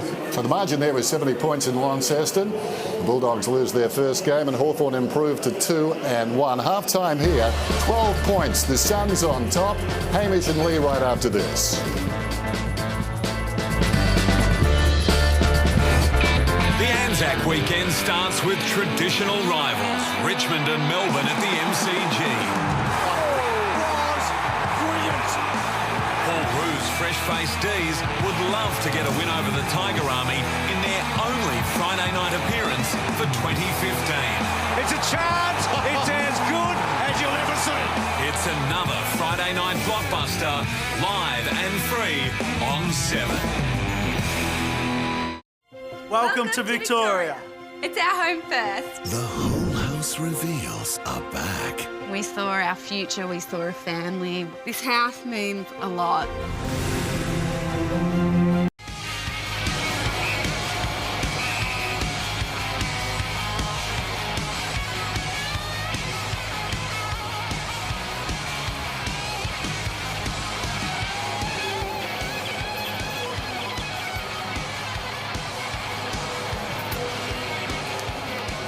Been an interesting first half here at Simmons Stadium. The Suns have had 20 scoring shots, the Cats 13. Suns by just 12 points at half-time. The NAB fantasy points, and Selwood always seems to be in the frame, but Michael Riscatelli's had a big afternoon. Oh, he's been outstanding. I mean, really, the area where they've dominated the Suns is in the clearance, and Riscatelli has led that charge. Selwood really, as he often does, imposed himself on the game in that last 20 minutes of the second quarter, but Riscatelli is leading the way, and I guess I said before, he's the experienced midfielder for the Suns. He's had an excellent game. I mean, he's been terrific. Harley Bennell has popped in and helped a little bit as well. So they've been just running the ball away from the stoppages, but Riscatelli, he's been the one who's been clearly the best player on the ground, I would have thought, to this point of the game. So he's been the elder son that you hope was going to step up in the absence of Gary. And, well, if the Hawks make it the... Who are we playing here? Cats. Cats are going to do it. They're going to have to do it without Hawk. Yeah. And now without Jimmy Bartell, we know Andrew Mackey's watching him. Yeah, well, it looked like he actually... He had it. It was really fairly incidental. There was a body at ground level, went for the footy. He's ran in from the front. And I thought he got a curled thigh, but it looks like it's a knee problem. And I guess you almost see it twist, so it might be a medial ligament. I mean, I guess that's good news because that's 6 weeks. The ACL type injury is a season, so the outside of the left knee looks like what has taken the impact of that collision. You talked about the ageing list. It's starting to take its toll for the Cats. Joel Selwood, he's still in his prime. He's had the ball 20 times already this afternoon, but he's going to be expected to do a lot in the middle. Well, what we've expected of Geelong, they've just been such a wonderful team for this last 7-8 years, really. But they're looking a bit one out in there.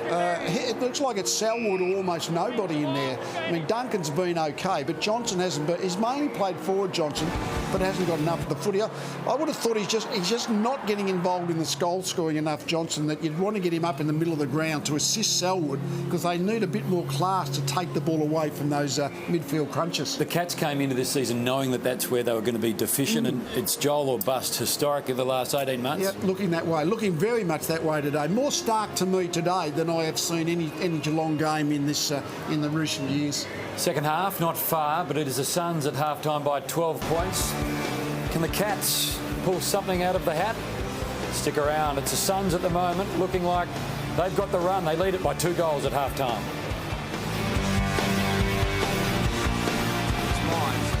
Toughest issues in the game. They've got to be shown respect. No subject too tough. I didn't see it as being disrespectful. Way to blow torch, Roy. No opinions too soft. I won't stand for that.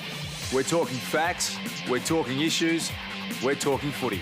7:30 Monday on Mate. The trumpet has the power to move us still. And through the debris of a flood of years lies over hand and mind. An aching thrill comes rising, perilously close to tears. Sound the last post to hold the memory bright. Then sound the rouse and keep the torch alight.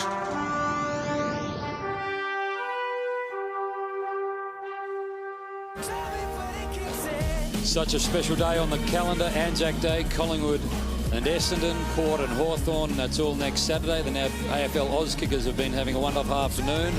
Sun was shining at halftime. They've had a pretty good time of it. So is she. She kicked 7. She kicked 11.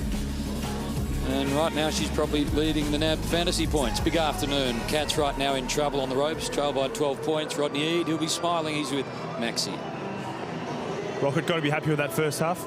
Yeah, I thought the pressure was really good. I thought our intensity around the ball was good. The heat that we applied was terrific. Our second and third efforts was pleasing. You know, we asked the guys to be brave with our ball use, and it's cost us a couple of goals, but that's fine. We've got to get back on the horse, and no, we certainly created enough opportunities. You're really dominating clearances, which is something you're wanting to do. Yeah, I think that's an area of strength for us. We think we've got some good structures around. We think the players in there, and then they've worked hard. So hopefully we can capitalise on that. Michael Rischitelli's a captain today. We said that someone had to stand up in Ablett's absence. He's been very good. Oh, he's been terrific. His leadership over the whole summer has been fantastic. The whole pre-season, he's really challenged the players, and I think he's released the opportunity to be captain of the club. Good luck, mate. Thanks, mate. Appreciate it. Made a few mistakes and got back on the horse. Does that refer to Rory Thompson as well? I think back so. on the horse? Yeah. No, I think so. That's you got to change, and that's the point. You got to be prepared to make mistakes, and that's what Rodney Eade's saying. Just because you make one mistake, don't go back in your shell and be scared of making them. And I think Butt kicking the ball from back flank to fullback is never a good movement on the footy field. I reckon. No, within the horse bowled it. I reckon your target has to be about 30 metres clear to even think about that one. Boys, we spoke about Bartel being subbed out early and Matty Stokes struggling with an ankle. He has not come out of the rooms after half-time with the rest of the players, so that would suggest that Matty Stokes might not play any further part in the game. Murdoch also looks proppy with his knee from earlier in the game as well.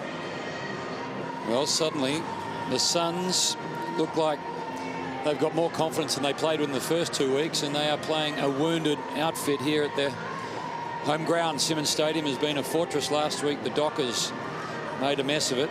Bartel out, Stokes hobbling, Mackie, Hawkins both watching on. What can they conjure? It is a side that has been trying to defy gravity for a while and Father Time. Not many people have done that very well without it all ending pretty badly. Suns by 12 points. They've been abysmal in the opening 2 rounds, but the opening half here, Gold Coast, have been impressive. As you can see, the sun is breaking through.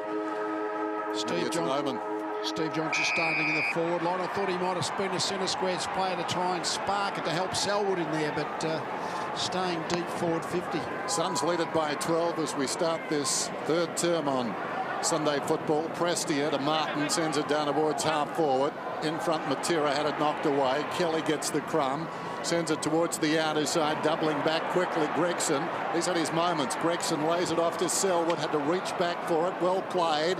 Still going, took it out of bounds. Well, a hand pass did him in as much as he lost momentum there. So a boundary throw in on the outer side. The margin was 8 points at quarter time the Suns' way, and that was good into a strong breeze. The breeze hasn't got any stronger. But those flags now fully extended, knocked down by Smith. Selwood again trying his heart out to Kelly. Hard to believe Selwood's still just 26, Lee. He's been bleeding for this club for 9 years. Yes, well, he's such a good first-year player in 2007, so he came to Geelong, and it might have been part of the reason why Geelong became a great side from that point onwards. So Saad, in his first year, receives it. Prestia in his 5th, and he goes Leo. Barry. I don't know whether he's built his career on it, but he looks similar. Well, suddenly the Suns are away. 1 metre. Lynch. What a great Saturday night against the Saints. Started well on a Sunday afternoon. He'll become a target throughout the afternoon. He'll remain tall. Hey, Mark Blitzar's actually started in that centre circle, so because the Suns have been so dominant around stoppages, I'd expect him to start going 3rd man up. Well, the Suns lead it by 12. Early going 3rd turn. Blitzar's clears the area. Well, taken cleanly and then by McKenzie. A rare foray onto his right boot. Bouncing ball taken cleanly. Well done, Thurlow. Again, Clark, Walker together. May wins the battle, gives it off. Lang had his opportunity, missed it. Kolajasny works onto the left boot, didn't quite get there, so used the hands. Ends up with Prestia. Top of the square, plenty of cats there. Taylor, last line. Duncan, looping hand pass over the top. In trouble, Murdoch. Clumsy tackle by Martin. And Geelong get off the hook, at least temporarily. Across he comes to Kelly. Kelly goes to Enright. No real dare with Geelong at the moment. Kelly just content to go to another veteran. And for the moment at least, nothing much is happening. High ball to a contest up on the wing. Smith with his strength, first hand to it. Gregson again, a youngster giving them legs. He sockers down towards half forward. May camped over the football, sort of had it. Clark, is this number 4? I think it might be. Walker likes it immediately off the boot. The replacement has stepped centre stage. Been pretty good side, but just got bump off. Looks, I think, winded, hopefully, from the Suns' point of view, that he'll be able to be okay shortly. Darcy Lang, the youngster, doing the damage. Here goes Selwood wide. Guthrie, he's put some long sleeves on at half-time. Driving ball, Walker might work out okay. Johnson, back-to-back goals, the Cats. See Stokes on screen there. He's hurt that ankle. He's on crutches now, so he's finished for the day. Geelong one short. So is this a rallying point for the Cats? Seems to be 60 apiece. Opening minutes of this third term. Smith with other ideas, knocks it down. Swallow, Selwood, inspirational, charged in. On his knees is Martin, tries to reef it back. Blixarves, Smith, big man, hard to bring down. Hand passes Goldwood, crashing into the pack there, but with nowhere to go. I think that's Duncan, and he's feisty. He's fired up. Got the couple of goals, got the ascendancy early. This is where the Suns have to be able to respond. Geelong now, they've got the momentum. Just turning it around is always harder than keeping it going. Lemons towards half forward, off hands. Aggressively in again, Duncan. Thurlow, Lonigan, now Kelly. The short one is on to Lang. He bypasses that. That's better. Why not go to Walker? Over the top this time, May, and he thumps it out of bounds. So it'll be tossed in the bright sunshine in front of the Simmons Stadium grandstand on that outer wing. Plenty of energy suddenly from the Cats. There needed to be. Ball ricochets forward to the pack. It's taken by Swallow. Darts the ball to half forward over the head of Day. Going back, Taylor has to wait a little. Gorringe got hold of the football. Somehow got it to Day. Well, the Suns not dead yet. Quick ball movement inside. Lynch, Lonigan, shoulder to shoulder, jaw to jaw. Bennell, back it goes. Lynch might end up with another one. Goes low. Unbelievably good smother from Enright. Yeah, that saving a goal. He was beautiful. Fantastic smother from Enright. So just stopped the momentum again, the Cats. Well, they press the Suns. They won't get the Cats. Much more wounded than this. Bartel out, Riscatelli lost it. Thurlow, Hawkins are laid out. Mackie watching on. Stokes on crutches. The Cats a man short. McKenzie will drive the ball forward again. Tall timber awaits. Lynch sets himself. Had it, lost it. Stanley didn't take it cleanly. The Suns still looking dangerous. Ominous. Stanley gets another opportunity. And again, the Suns ensure no easy time for Reece Stanley. You've got to try and direct the ball, the Suns. If you kick the ball long and high into the Geelong defence, the Lonigans and the Taylors, they'll stand under the ball and mark it all the time. Malcheski, no way through. Lang darts after it. Taylor quickly on the boot. Enright knew where the help was out the back. Selwood kicks short of the wing. Motlop. No room. Gets the kick away though. Will it carry? Oh, wonderful Mark McKenzie. He's been the master in that contest all day. And coming back with the flight of the ball, that is wonderful stuff. Yes, he had to go. He did go and he took the mark. So that's a great morale boost for him and his teammates. I know he's just been thought of a player that's going to absolutely do that run back with the flight. So that's a fantastic effort. May around the outer side. Reading it off hands. Matera couldn't carry it forward though. Hughes Selwood back on his knees behind play, seems to be okay. Out of there by Thurlow, high to the wing, missed by May, under pressure now from Motlop, hanging on is Johnson, jarred free, down goes Lemons, Motlop got him, and certainly the tempo has gone up a notch. Yeah, the tackling tempo of Geelong has picked up. I mean, that's a fantastic effort when you're going to open yourself up and run with the flight of the footy. That's not the reckless run back, that's the one you have to do when your time comes. Well, he was dropped for a poor showing in round 1 versus the Demons. That sort of an effort's going to get you some credits. Absolutely. Guthrie, little fumble. No such thing for Kolodjasny. Works the ball to half forward. Matera just got caught behind. Matera watches as Enright gets wrapped up.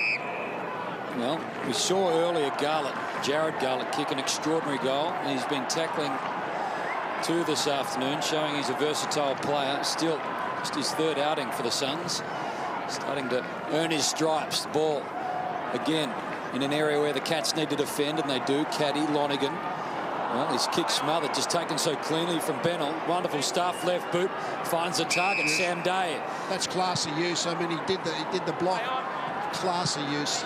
Well, Hall this time, he's got a bit of height over Gregson. Gregson stood his ground. Duncan, he benefits from all of that. Now Walker gets thrown away by Thompson. The bigger man, weight-wise, Walker. Thompson did it easily. Oh. Lemons, well, he tried to squeeze the ball, find a target, didn't. Taylor to Kelly. And now it's a one-on-one. Motlop, hard man to beat, and Kolodjasny does that. Did it well, then takes on Selwood. Left boot, pulls a kick, did well, Riscatelli. Riscatelli down towards right half forward. What a wonderful afternoon. High ball, kick it and they will come, and they did. Hand pass from Duncan back towards the goal square. Standing his ground down there was Enright. Eventually Thurlow goes short to Kelly. Holding up now the Geelong defence. It's just been such a great part of their team for a lot of years, and right now it's just looking very, very solid back there. Kelly looked across the ground. Enright was on, didn't trust himself to get the trip though. Forward to the pack, a chance for Day. Overrunning it, Motlop. Martin goes in, finds it, lost it. Now Murdoch to Guthrie. Guthrie hugs the boundary line. Clark, he'll be at full stretch, but it won't be enough. So what are the Suns made of? The Cats at the Cattery. Bartel, Stokes, they'll take no further part in the game. Cockatoo was injected in. Hawkins was a late out. Walker is replaced for Malcheski from half-back, as he so often does. Hits a target. Smith let him down. Little one from Kelly to Taylor, hurriedly to half-forward. Selwood, Walker just lost his feet. Selwood kept his quickly. Walker over the top. Caddy waits, looks, thinks about giving, kicks. It pitches, it runs, it's in the hole. All about scoring efficiency for Geelong. They've gone inside 53 times for 3 goals in the 3rd quarter. The Suns have gone in 11 and have not scored. Just the Geelong back half is completely on top. Over an hour of playing time since they led Geelong, and this is the reason why Selwood, inspirational now to Blixarves, out wide. Lang tracks it, bearing down his Hall. Lang still going. Lang accelerates through the curve. Hall almost nabbed him, kicked that towards half forward, and over the top McKenzie, and he thumps it out of bounds. Selwood has really lifted.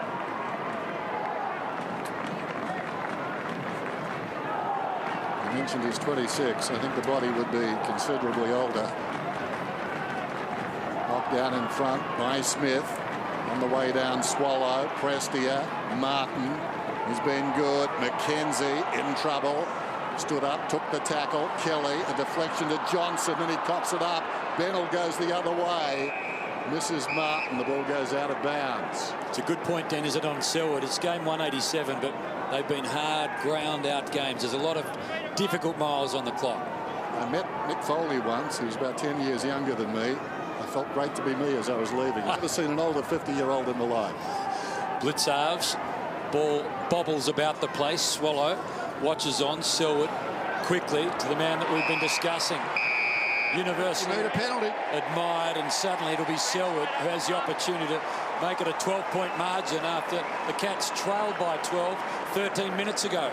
He dropped. He was just having a spell in the forward. They're going to have to actually keep their midfielders on and spell them in the forward line, and that's what Selwood was doing for that particular midfield boundary throw. But he read the kick, got to the front position, and Lemons just completely overplayed it from behind and ran over the mark.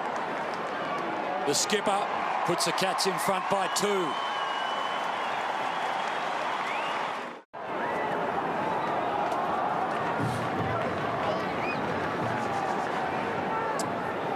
What a transformation. The Cats up by 12. Not home yet. With the run, Smith. Bennell throws, says the umpire. Thank you, Michael. Mark back here. Try back on. Thank you, Michael. Selwood again. Oh, be careful. Run down from behind by Martin, but got the kick off just the same. Kick was affected. Swallow only as far as Caddy. Covered it nicely. Kicks inside the forward 50, and Clark 40 metres out from goal. And just for the moment at least, it's one-way traffic. Huge kick, this one.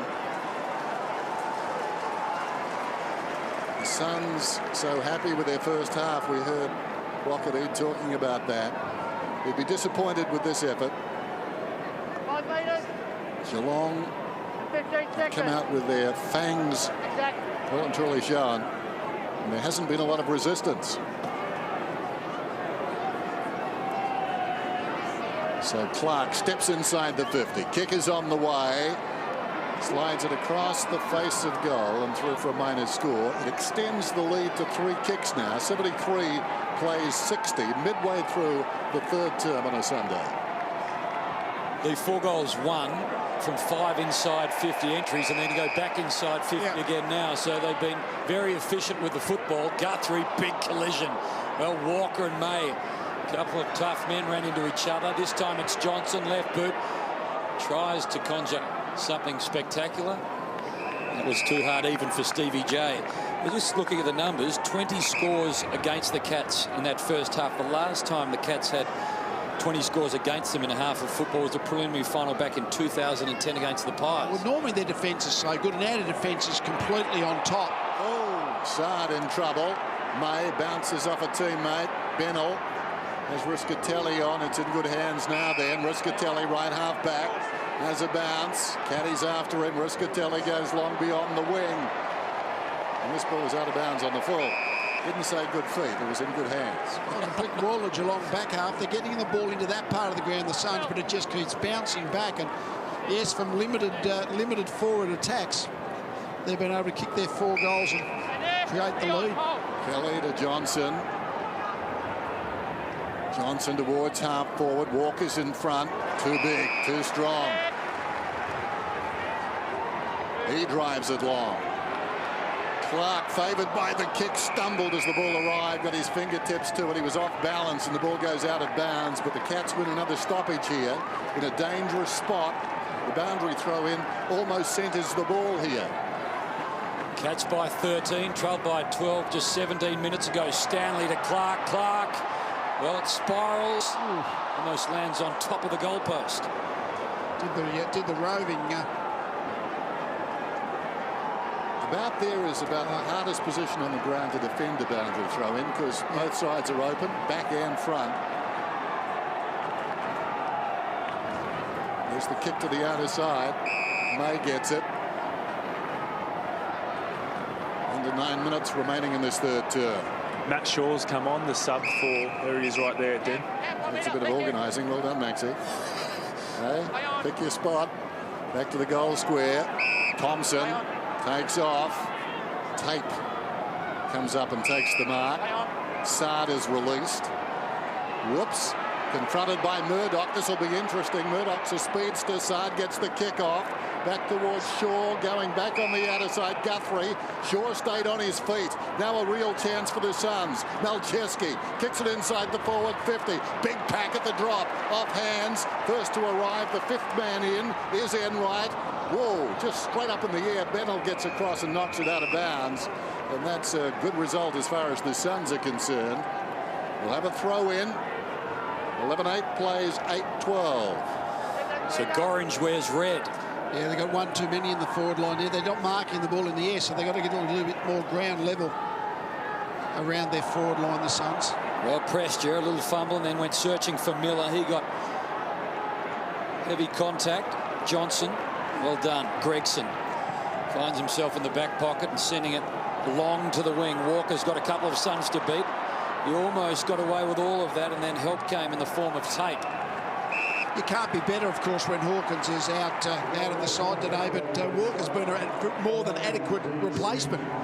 He's actually been the main part of the Geelong forward line today.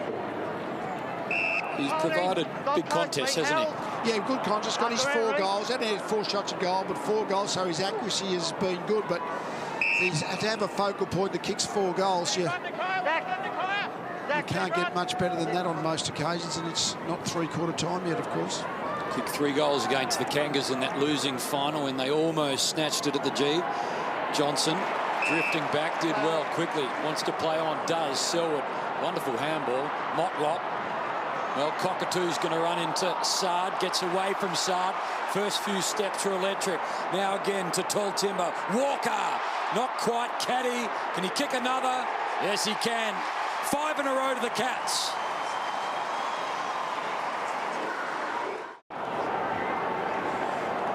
Just that missed tackle.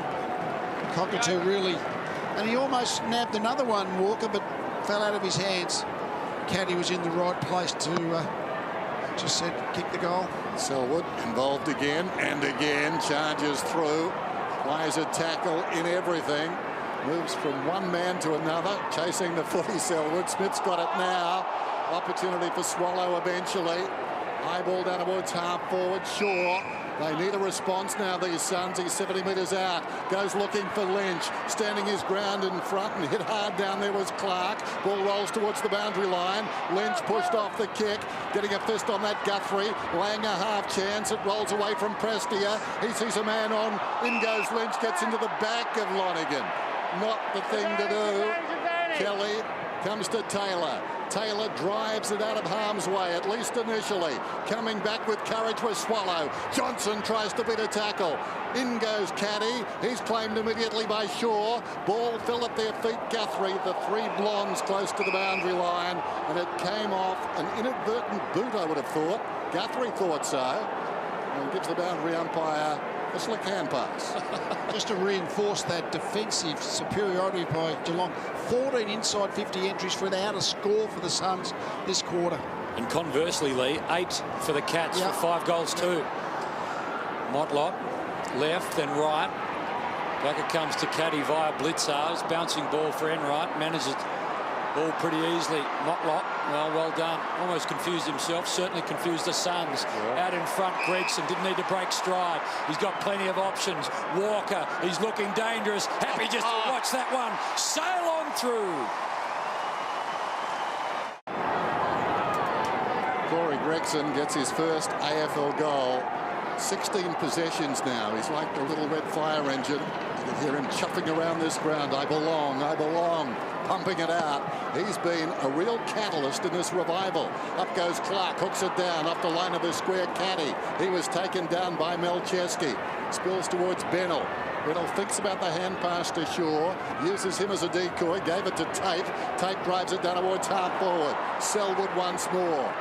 What a quarter he's played. Gets it back, goes short. From Caddy was the hand pass. Selwood did the rest. In trouble. Lang hand passes directly to Matera. Matera hooks it down towards half forward, but the margin is 26 points. And up goes Martin to take the mark. It's the first time they've looked like marking an aerial ball up there. They've generated a shot at goal. But Lee, as a coach, what do you do in this situation? They've played some really good footy in the first half. They've had 6 goals to none kicked against them this quarter. Do you throw someone behind the ball, and if so, who's the player for the Suns? Well, I think it's more how they can generate a score. They've just stopped scoring. This is will be their first score since half time. So if the scoreboard stops, so does your form. Spoke too early. Yeah, well, it's still going to be a score probably, but nevertheless, I mean, they've been getting the ball to that part of the ground, but the Geelong have just been rebounding it, and that's how they've been scoring as well. So setting up their forwards, kicking the ball long and high into their forward 50 never works against Geelong. Taylor short to Buse. That was overconfidence. And the ball just knocked across the boundary line directly behind the man on the mark. So there's still plenty of time for the Suns, but momentum now is certainly in blue and white. 6 goals, 2 from 9 entries, inside 50 for the Cats, and well, after 24 minutes of toiling, just the one behind in this term for the Suns. Guthrie quickly. Well, Stevie Johnson, McKenzie, big bump from Johnson. McKenzie did a good job, continues to charge. Will come back onto that left boot. Well, again, Lynch got plenty to deal with. Bennell, it's going to settle for him. How smart is he? Over the top he goes. Matera, he'll want his left boot too. Blitzarves knew it, wrapped him up. The Cats again have the numbers. And the cool heads, Harry Taylor to Enright. Second score of the quarter for the Suns. Another minor one.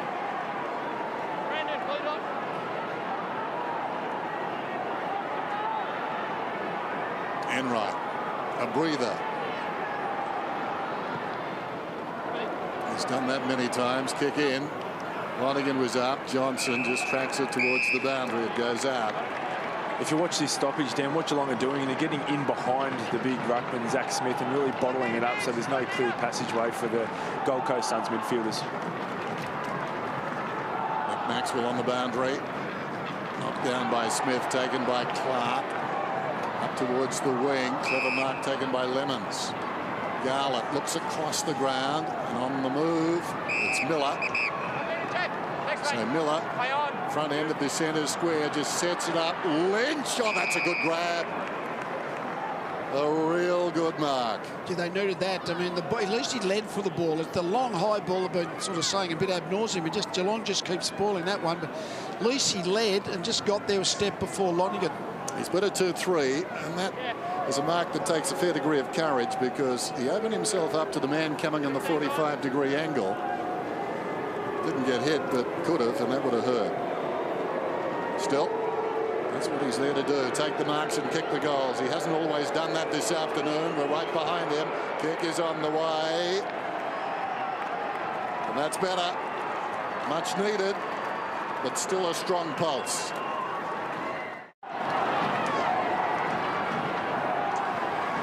Well, 3 goals this afternoon for Lynch, 3 on Saturday night, but last Saturday night was almost a confidence-sapping performance from Lynch. He's responded pretty reasonably. He's going to have to play a big role if the Suns are going to whittle away on this 18-point lead. Muscatelli, an enormous opening half. McKenzie, better performance than round 1, where Eade was so disappointed. He sent him to the 2s. Around the corner, Miller. Bouncing ball.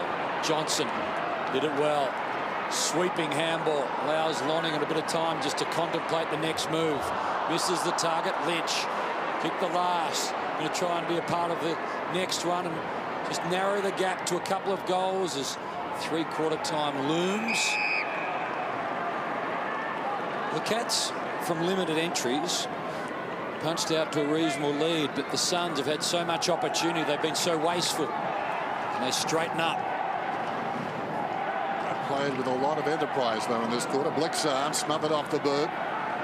Murdoch knocked it towards the boundary. Shaw fires one out. Martin does likewise. Now Lemons. He's 52 metres out, Lemons. They stay off him. He kicks it goal. Has it got the carry? Helped back across the line by Taylor. Harry in the right spot at the right time. A couple of very quick hand passes coming out. And Lemons created his own space. You got Harry on the last line, Lee. You feel as though the house is locked up and secure, don't you? Exactly. That's exactly what's been going on this term. Sard, well, did he keep it in? He did. And puts it into some space. Well done. Lynch seen a lot of the football in the last couple of minutes. Kicked the last again. On the last line, the Cats have a man. It's like rope-a-dope in a way. The field position, the ball's been down this end of the ground just for a lot of the quarter, but Geelong are getting their numbers back, stopping. They've only had 3 or 4 scoring shots, the Suns, and then on the surge out, they've been able to kick some easy goals. Thurlow, in his first game this year, has been useful. He's been all round the ground this afternoon. Hey, Mel, we saw James Kelly there on the last line of defence. He's had 12 touches, now for the quarter, so he's had a big quarter. Stanley and Smith lock up. Perhaps Smith Blixarves cast in the role of a rover there.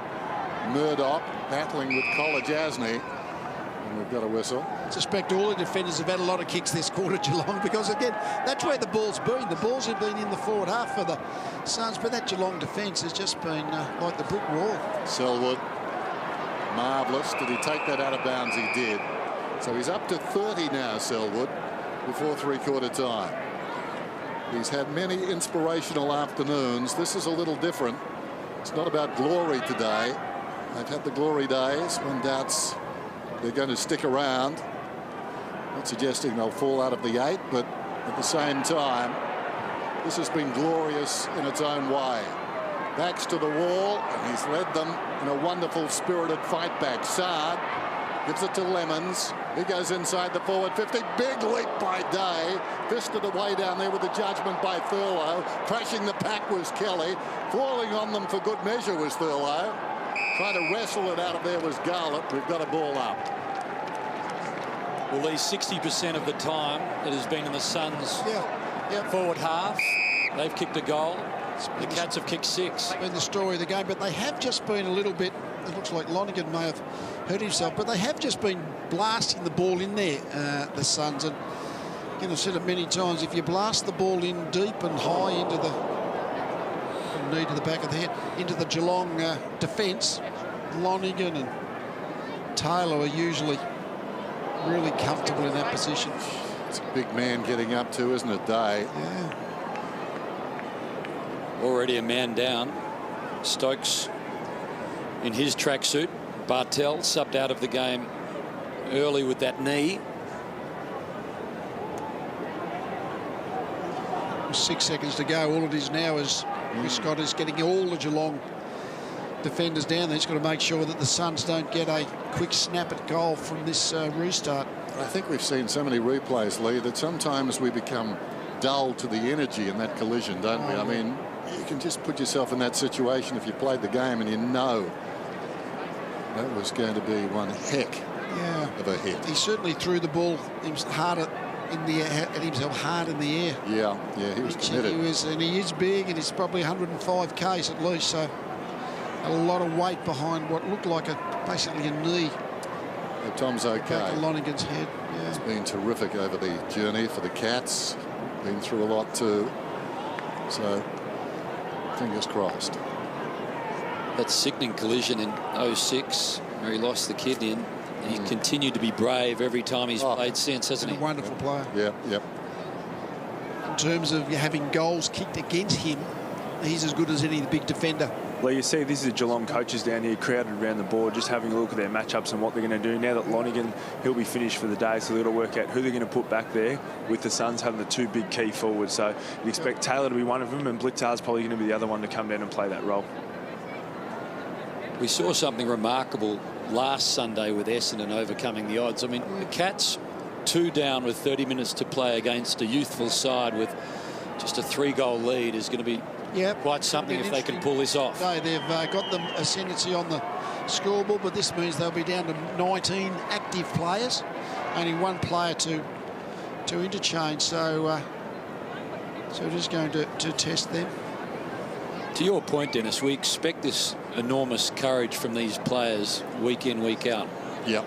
What Tom didn't expect there was Day to get up so high. I mean, he knew he was back there somewhere, but that was a heck of a leap.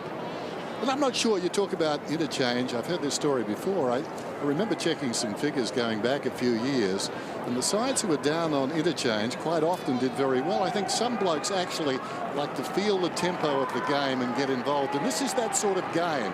It's gone up in fits and starts today. Selwood, for example, he's just loving it now. He's got to terms with the tempo of this, and he, more than any other player on the ground, probably doesn't want to come off.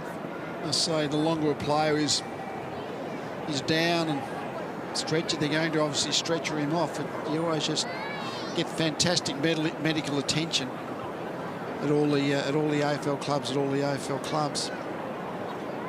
What a time with just 6 seconds left on the clock, similar to Bartel last week with so little time left. It's almost worth the 2 coaches saying, let's go back to our corners, regroup, let it settle. It's obviously a very concerning time for Tommy Lonergan, and he's remained in the hands of the medicos for too long now to be anything other than a very serious issue. And as we saw, to the head the knee went. Let's just hope things are okay. The other one, Hamish, is looking forward. In a week's time, they play the Kangaroos here, Geelong. So no Bartel, no Stokes. Lonergan, we'll have to see how he comes up from this. And they're already missing Mackie. It's going to be interesting to see how they put that team together. Well, applause from even Suns players, such as the respect for Tom. Well, that's the thing. It brings them together. They can all identify with that. He says totally the wrong place, wrong time. I mean, there's a lot of packs, a lot of players jumping at the footy, but just the errant knee has made some heavy contact. You'd love to see some thumbs up or wave something from Tom, wouldn't you?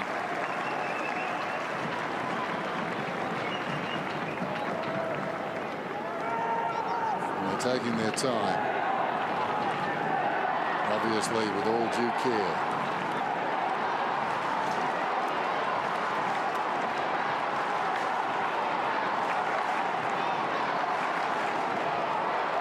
Surreal, isn't it? The chant going up, but it doesn't match the pictures. Not at the moment, anyway.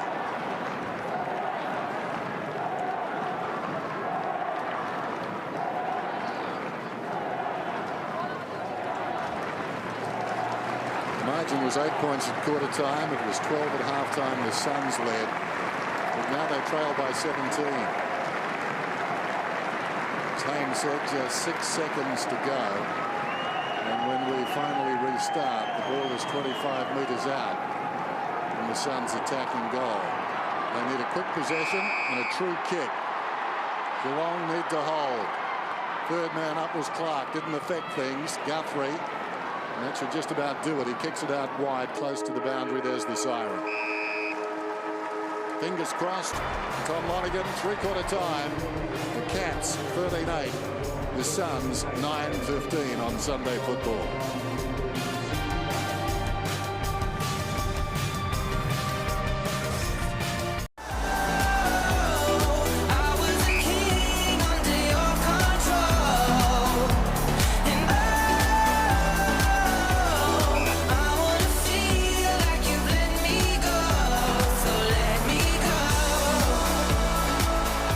Stevie Johnson, Joel Selwood and friends have got a big half an hour ahead of them. It is the Cats, but they've got some problems. They lead by 17 points. The Suns, though, they'll fancy themselves.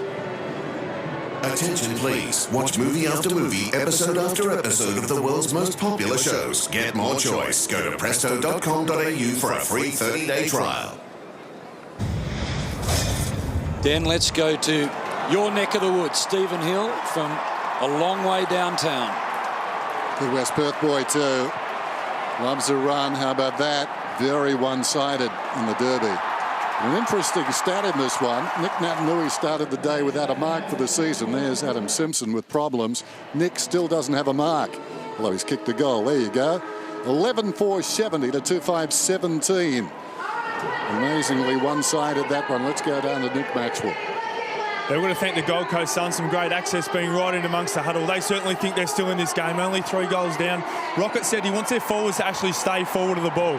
They're getting too sucked up, letting James Kelly and these players drop off. So they want to make sure they keep their 6 forwards as forwards. Don't get caught up in the stoppage and have plenty of momentum in those stoppages. Thanks, Maxie. Good news coming through. Tommy Lonergan is okay. So Lonergan okay. Neck is fine. Severe headache, but that is terrific news. Chris Scott, all his guile and cunning will come to the fore now. Where to put the pieces on the chessboard? Yeah, exactly it. That's where can the midfield run without being able to rotate players. So their Cockatoo is the only player off the ground that's active for Geelong. So whether it's amazing how they can be bonded by what happens to one of their teammates. They see Lonergan, who they have so much respect for. It's amazing how that can create a lot of energy within the team. And I suspect that's going to be a real plus for Geelong. Start of the final term then. Simmons Stadium. Stanley knocks it down. Hacked forward by Caddy. Missed by Murdoch. Going back with courage, Kolajasny. Well done by Prestia. Just flicks it across. Ball is driven towards the outer side by May. Riscatelli. Can he do a Selwood? Flicks it forward.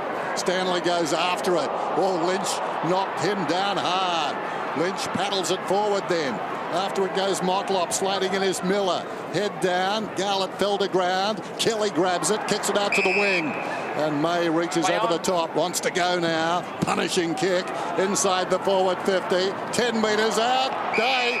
Was it a hard volley? The Geelong players think it was, but the umpire is confident it's a mark directly in front.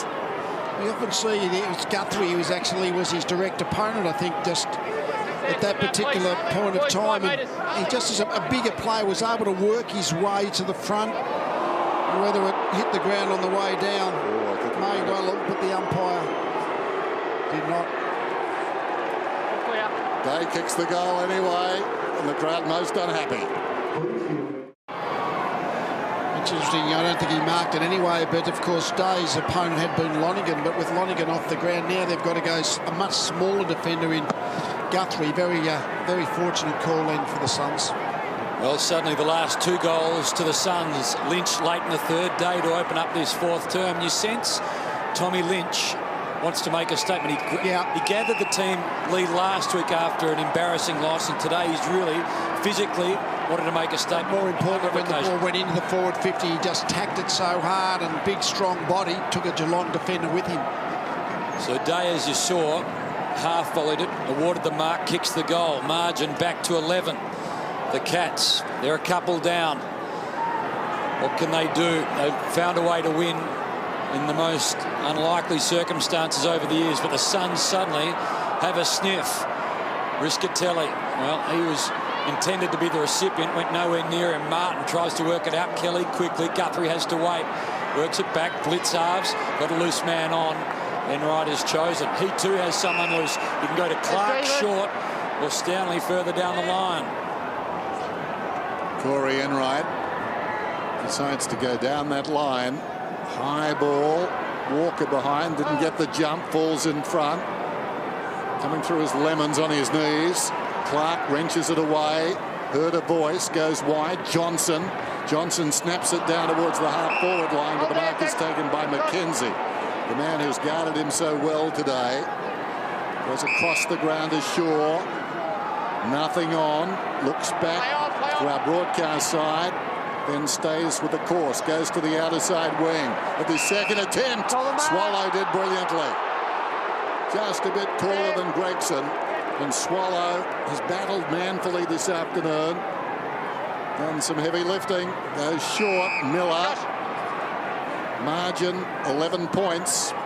Geelong resting back the lead in convincing style on the back of 6 goals in the 3rd term.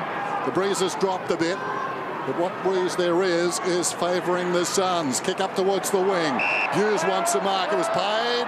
Oh, and then play on was the call. Well, Hughes was waiting for the whistle. It was a late whistle. Miller confronted by Kelly. Slapped on by Garlett. Taken by Duncan. Hand passes to Guthrie. Man loose in the middle. He's chosen Stanley. He's going to let it bounce. He's going to have Rory Thompson to deal with. He's got enormous pace. We know that. Kicks to half forward. Walker, well, out of bounds on the full. Maybe, perhaps. Yes, so Stanley can send them forward again.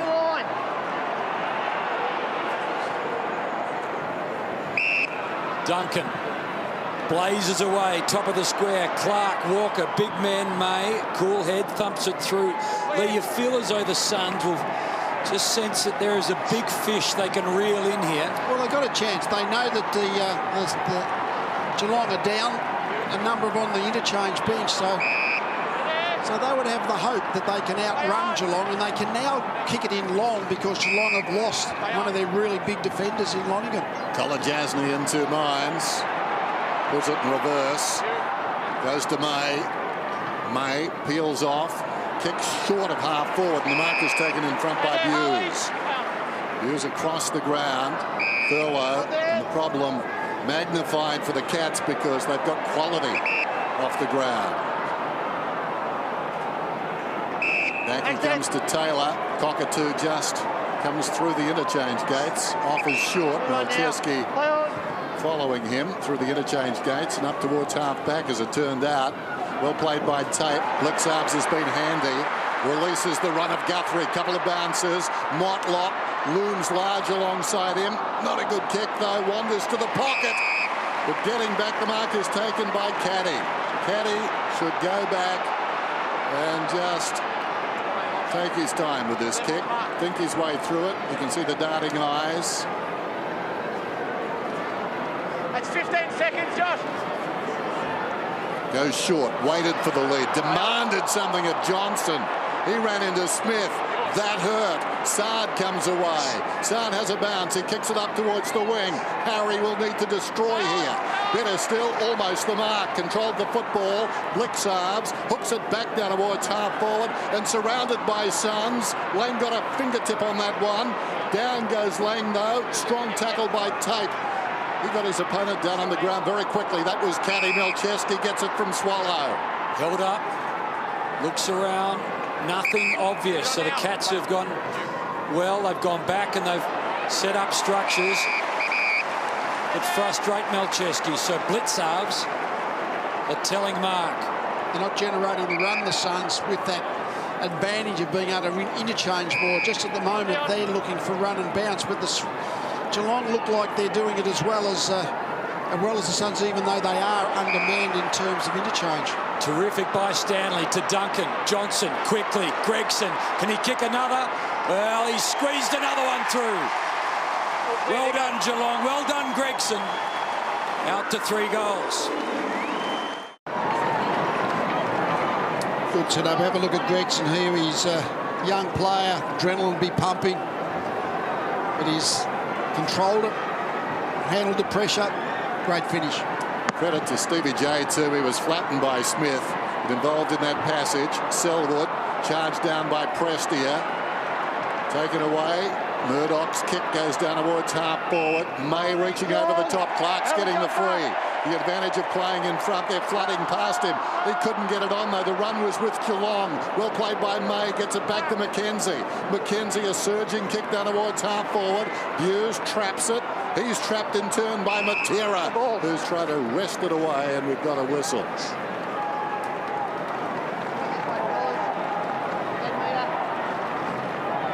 Well, plenty of stress in both coaches' boxes. Gary Ablett watches on, seems frustrated. Chris Scott down on numbers in game 100 as a coach. 73 wins from 99 so far.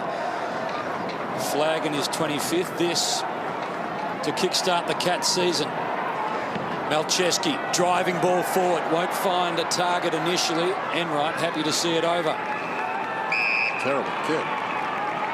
These are the sort of wins, Lee, that be great for the youngsters at Geelong. Yeah, when they were under adversity, which they've been once they lost a few players, were behind on the scoreboard. Long way from that though for the Cats. Martin.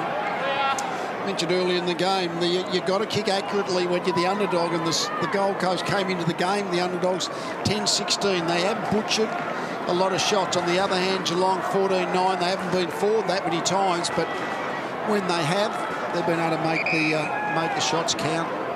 Enright outside the defensive 50. Kolodjasny from behind, got a fist on it. Matera pulls it back. Dangerous spot, clever kick. And Miller 20 metres out directly in front. He was standing the mark, if you like, on the kickoff. Right on it. And had 10 metres on Enright. It came back quickly. And the punch from behind back into the zone. Just, it's amazing how many goals are generated by the punch back from that long kick out. Huge kick this one. Miller nails it. 11 points the difference.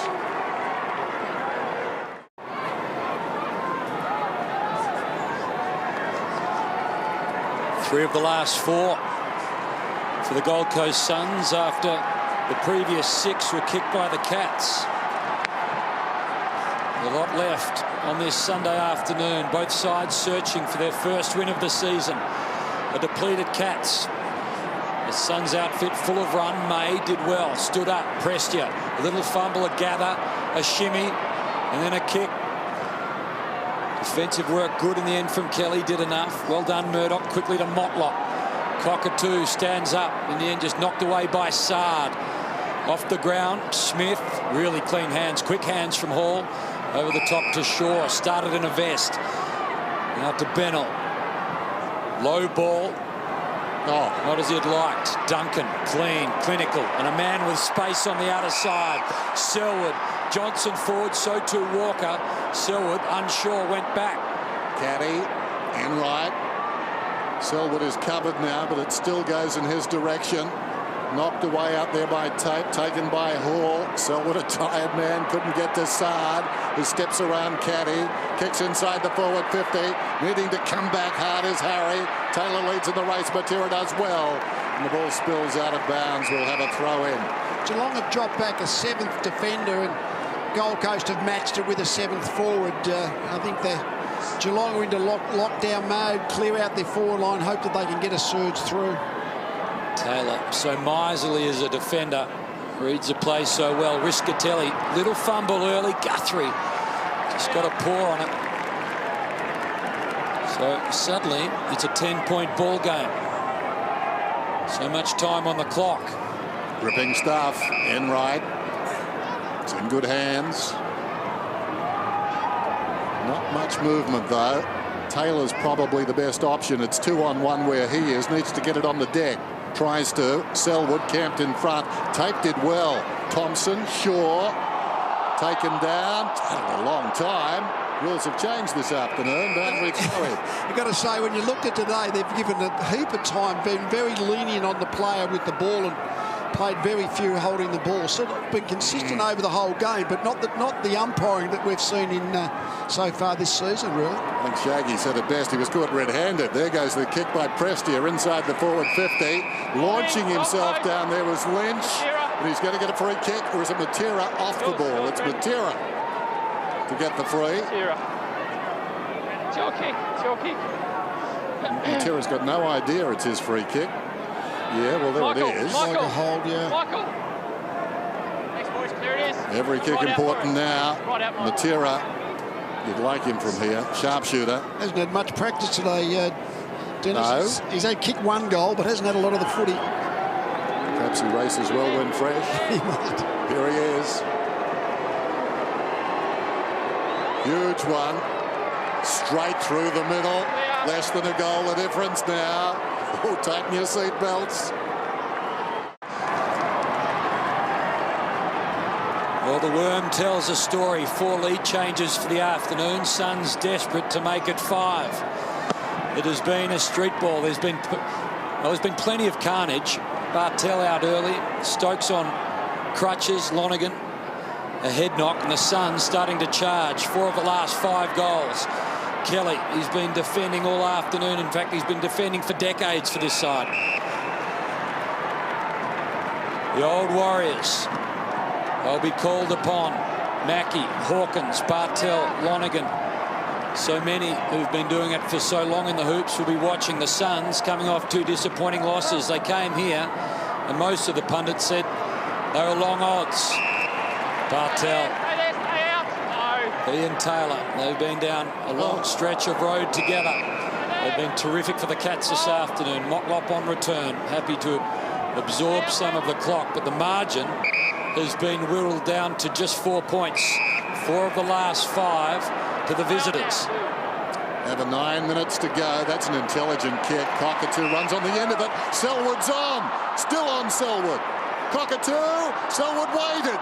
And May thumped it away. And Selwood making the point, a little too obviously, that there was a lack of torque down there.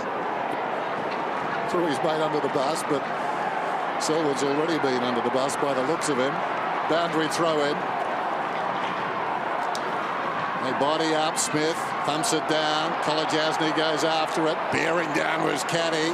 Caddy stands up in a tackle. Then he lays it off to Johnson. Around the corner. Dangerous situation. The defence needs to take care of this. Malcheski heads for the boundary. Gregson arrives quickly. And a boundary throw in. One of the great characteristics of the Geelong team of this modern era has been their ability to find a way to win the close finishes. They've been terrific when it gets tight. Suns led by 15 early. Cats have led by as much as 26. Just for the margin now. Shaw, hurried kick. Martin couldn't take it. Harry Taylor read it well. Ugly sort of a floating ball. Well done, Riscatelli. Takes the slips catch. Might have got the free. Either way, the Suns, for the moment, out of danger. Shaw's been good. Kolajasny. May, this one runs away from him, makes him a little anxious. Played it well though, gets it to Thompson. Hand passes to a man under pressure. Hughes nicely done. Stanley, a rally coming from the Cats. Duncan pushed in the back was Hughes. And he'll get the free kick right on the 50. He's quite a powerful kick, Hughes, but he's also reason to be tired. Where do you go? Do you try it, or do you put it to the kickoff line? If you try it and they push it across the line, you give them back the footy. Bit to think about. Hughes sets it up then to the kickoff line. Big pack off hand. Stevie J deep in the pocket, overran it, pushed off the football. Prestia picks it up around the corner, and the Suns are out. Around the outer side goes Lynch, lowers the eyes. Matera did okay, knocked it to his own advantage, turns back into trouble. Shaw liked his game in this final term, runs the outer side. Guthrie put him down, the high ball forced the error, did Guthrie. He chased so hard. Enright took the mark, tries to catch them on the rebound. Harry, just settle down, Harry. He's got the ball on the defensive side of centre wing, drives it to half forward. Walker leads back in the race. Now, I'm not sure whether he's going to leave it to Selwood or flick it on. He does the latter. Now, Motlop, he's got Prestia to beat. Little give quickly. Lemons tries to clear the space. Gregson, he's been brilliant all afternoon. Just a little bunt to himself. Over the top. Johnson was wanted. Might still work out okay. Johnson fumbles. Malcheski, sure hands. Now it's suddenly the Suns with an opportunity. Defence becomes attack. It was only momentary. And Kelly again. Great kick. You almost got the out curve on it. They're just defending really well, Geelong. They're getting sucked upfield, the Suns forwards. Just Scott riding on a knife's edge. Ball is out of bounds. We'll have a throw in. Still over 6 minutes to go. 93 plays 89. Two losing teams looking for their first win. All the drama, gripping finish. Tape taken down. Prestia out of mid-air. Opportunity for Selwood. Went to ground. Swallow hacks it off the ground. Comes to Lemons. Well played day. Taken now by Miller. Centering ball. Enright gave a contest. Free kick is paid. Shaw is inside the 50. Settles. Drives it long. Too short. He drove it long, but a contradiction in terms. It was too short. In as much as he kept it low, and Harry, like a goalkeeper, deflecting it above the bar. Tried to make a certainty of it and didn't kick through the football. That's the main happens. The pressure makes you make bad decisions. Well, it's location. How often is Harry Taylor in exactly the right spot? Just got a fingernail on it. Boris on the outer side.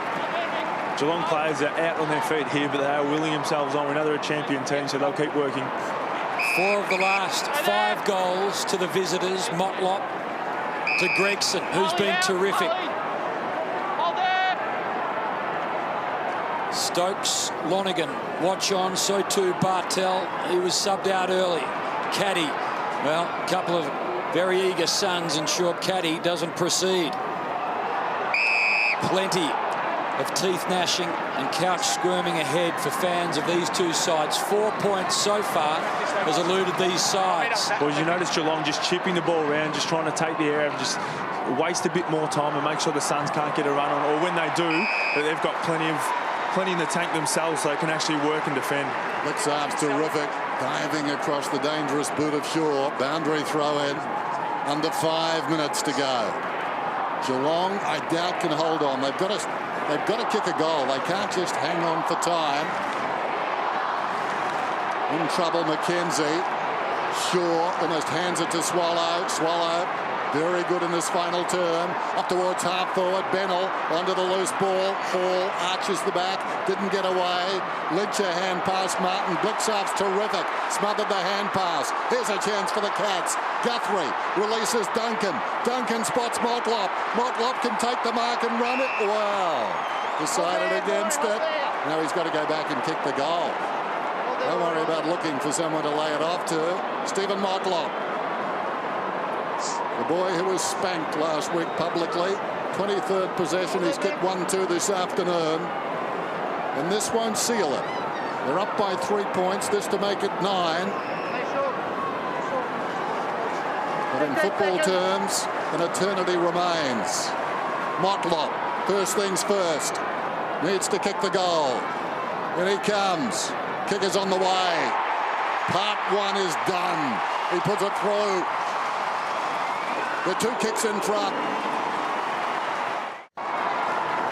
It was that fantastic ball win on half-back, got the ball into Duncan in the middle, and then obviously Motlop was on the end of it in the forward 50, but he was the one that steeled himself, kicked the goal from the chance. It's your theory, Lee. Goals and minutes.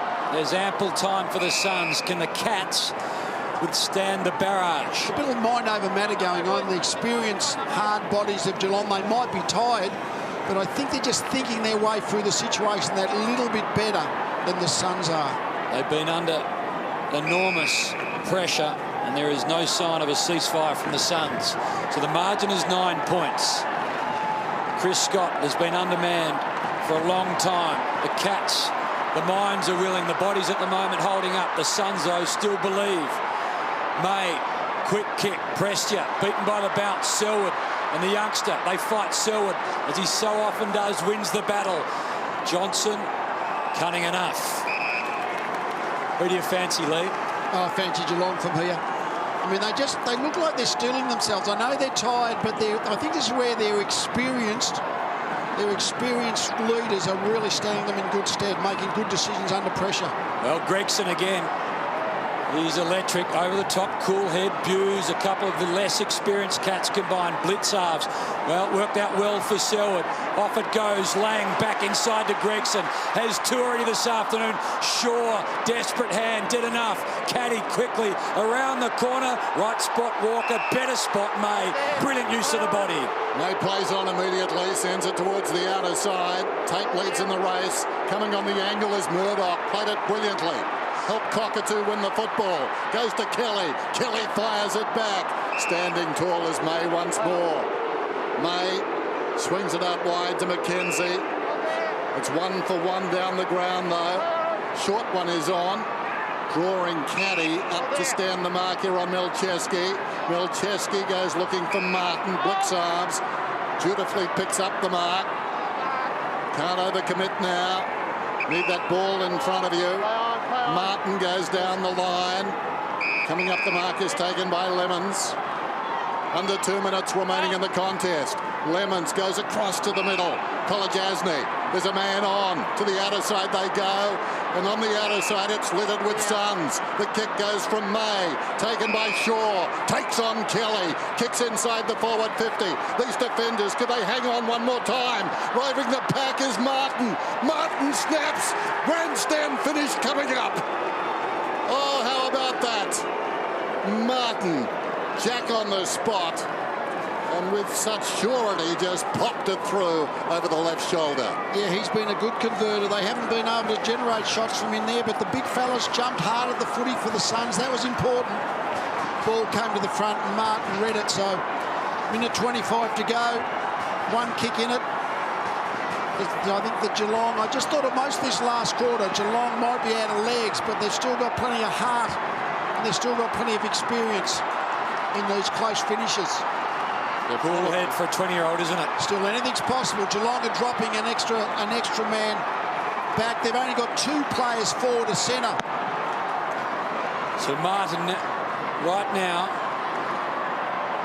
has narrowed the margin. Selwood, desperate, out of the middle. Quickly goes back to Lang. Lang over the top. All they need is a mark now, and they can absorb some of the time. Cockatoo needs to be cool and calm. Well, now he's done both of those things well. He's assessed the situation, dished it off to Blixarves.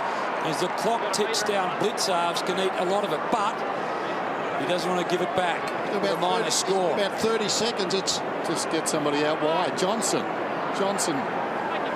I think he might just run into the space in a minute, but Johnson said no, go for it. I guess the run slide, if you're offline and kick it behind, it gives the Suns in effect the best chance of the rebound kick. So he's got to kick this. Hasn't kicked a goal this year. This would be a popular one. Well, the Cats are home. and it's a steeplechaser that gets them there. Stevie knew. What a story he is. So unlikely. 3 years ago, he's trying to qualify for the London Olympics. This afternoon, he's winning games of AFL for the Cats. Kick from outside 50, but he timed it beautifully. They don't know probably exactly how many seconds there is to go. They will know there's 28 minutes on the clock, but Cliff Scott knows. He knows there's 27 seconds to go. And they've got the 9-point lead. Hard to contain yourself at that point. We saw the emotion. Oh, yeah. No, that moment when you think, oh, we've got to win this, now we're going to win it. 9 points to difference. 27 seconds. Everything must go right for the Suns to win. Stanley knocks it forward. Bennell goes to trap it. Gets a hand pass away to Riscatelli. Under pressure. We're down to 15. Out wide it's Shaw. He's been terrific in his final term. Running out of space. Swallow pushed across the line. And a chance for the Cats to regroup. 9 seconds. They've got it 1. Selwood still marshalling his players out there. What a game he's played. He's played some great ones. 38 possessions this afternoon. Behind the pack, Bennell. Free kick to Selwood. Now this is fitting. The Warrior finishes up with the football, and it's a win for the ages. One of Geelong's finest. What a great game of football. The Cats win 16-9, 105. That tells the story. Against all the odds over the Gold Coast Suns, 13-18 on Sunday Football.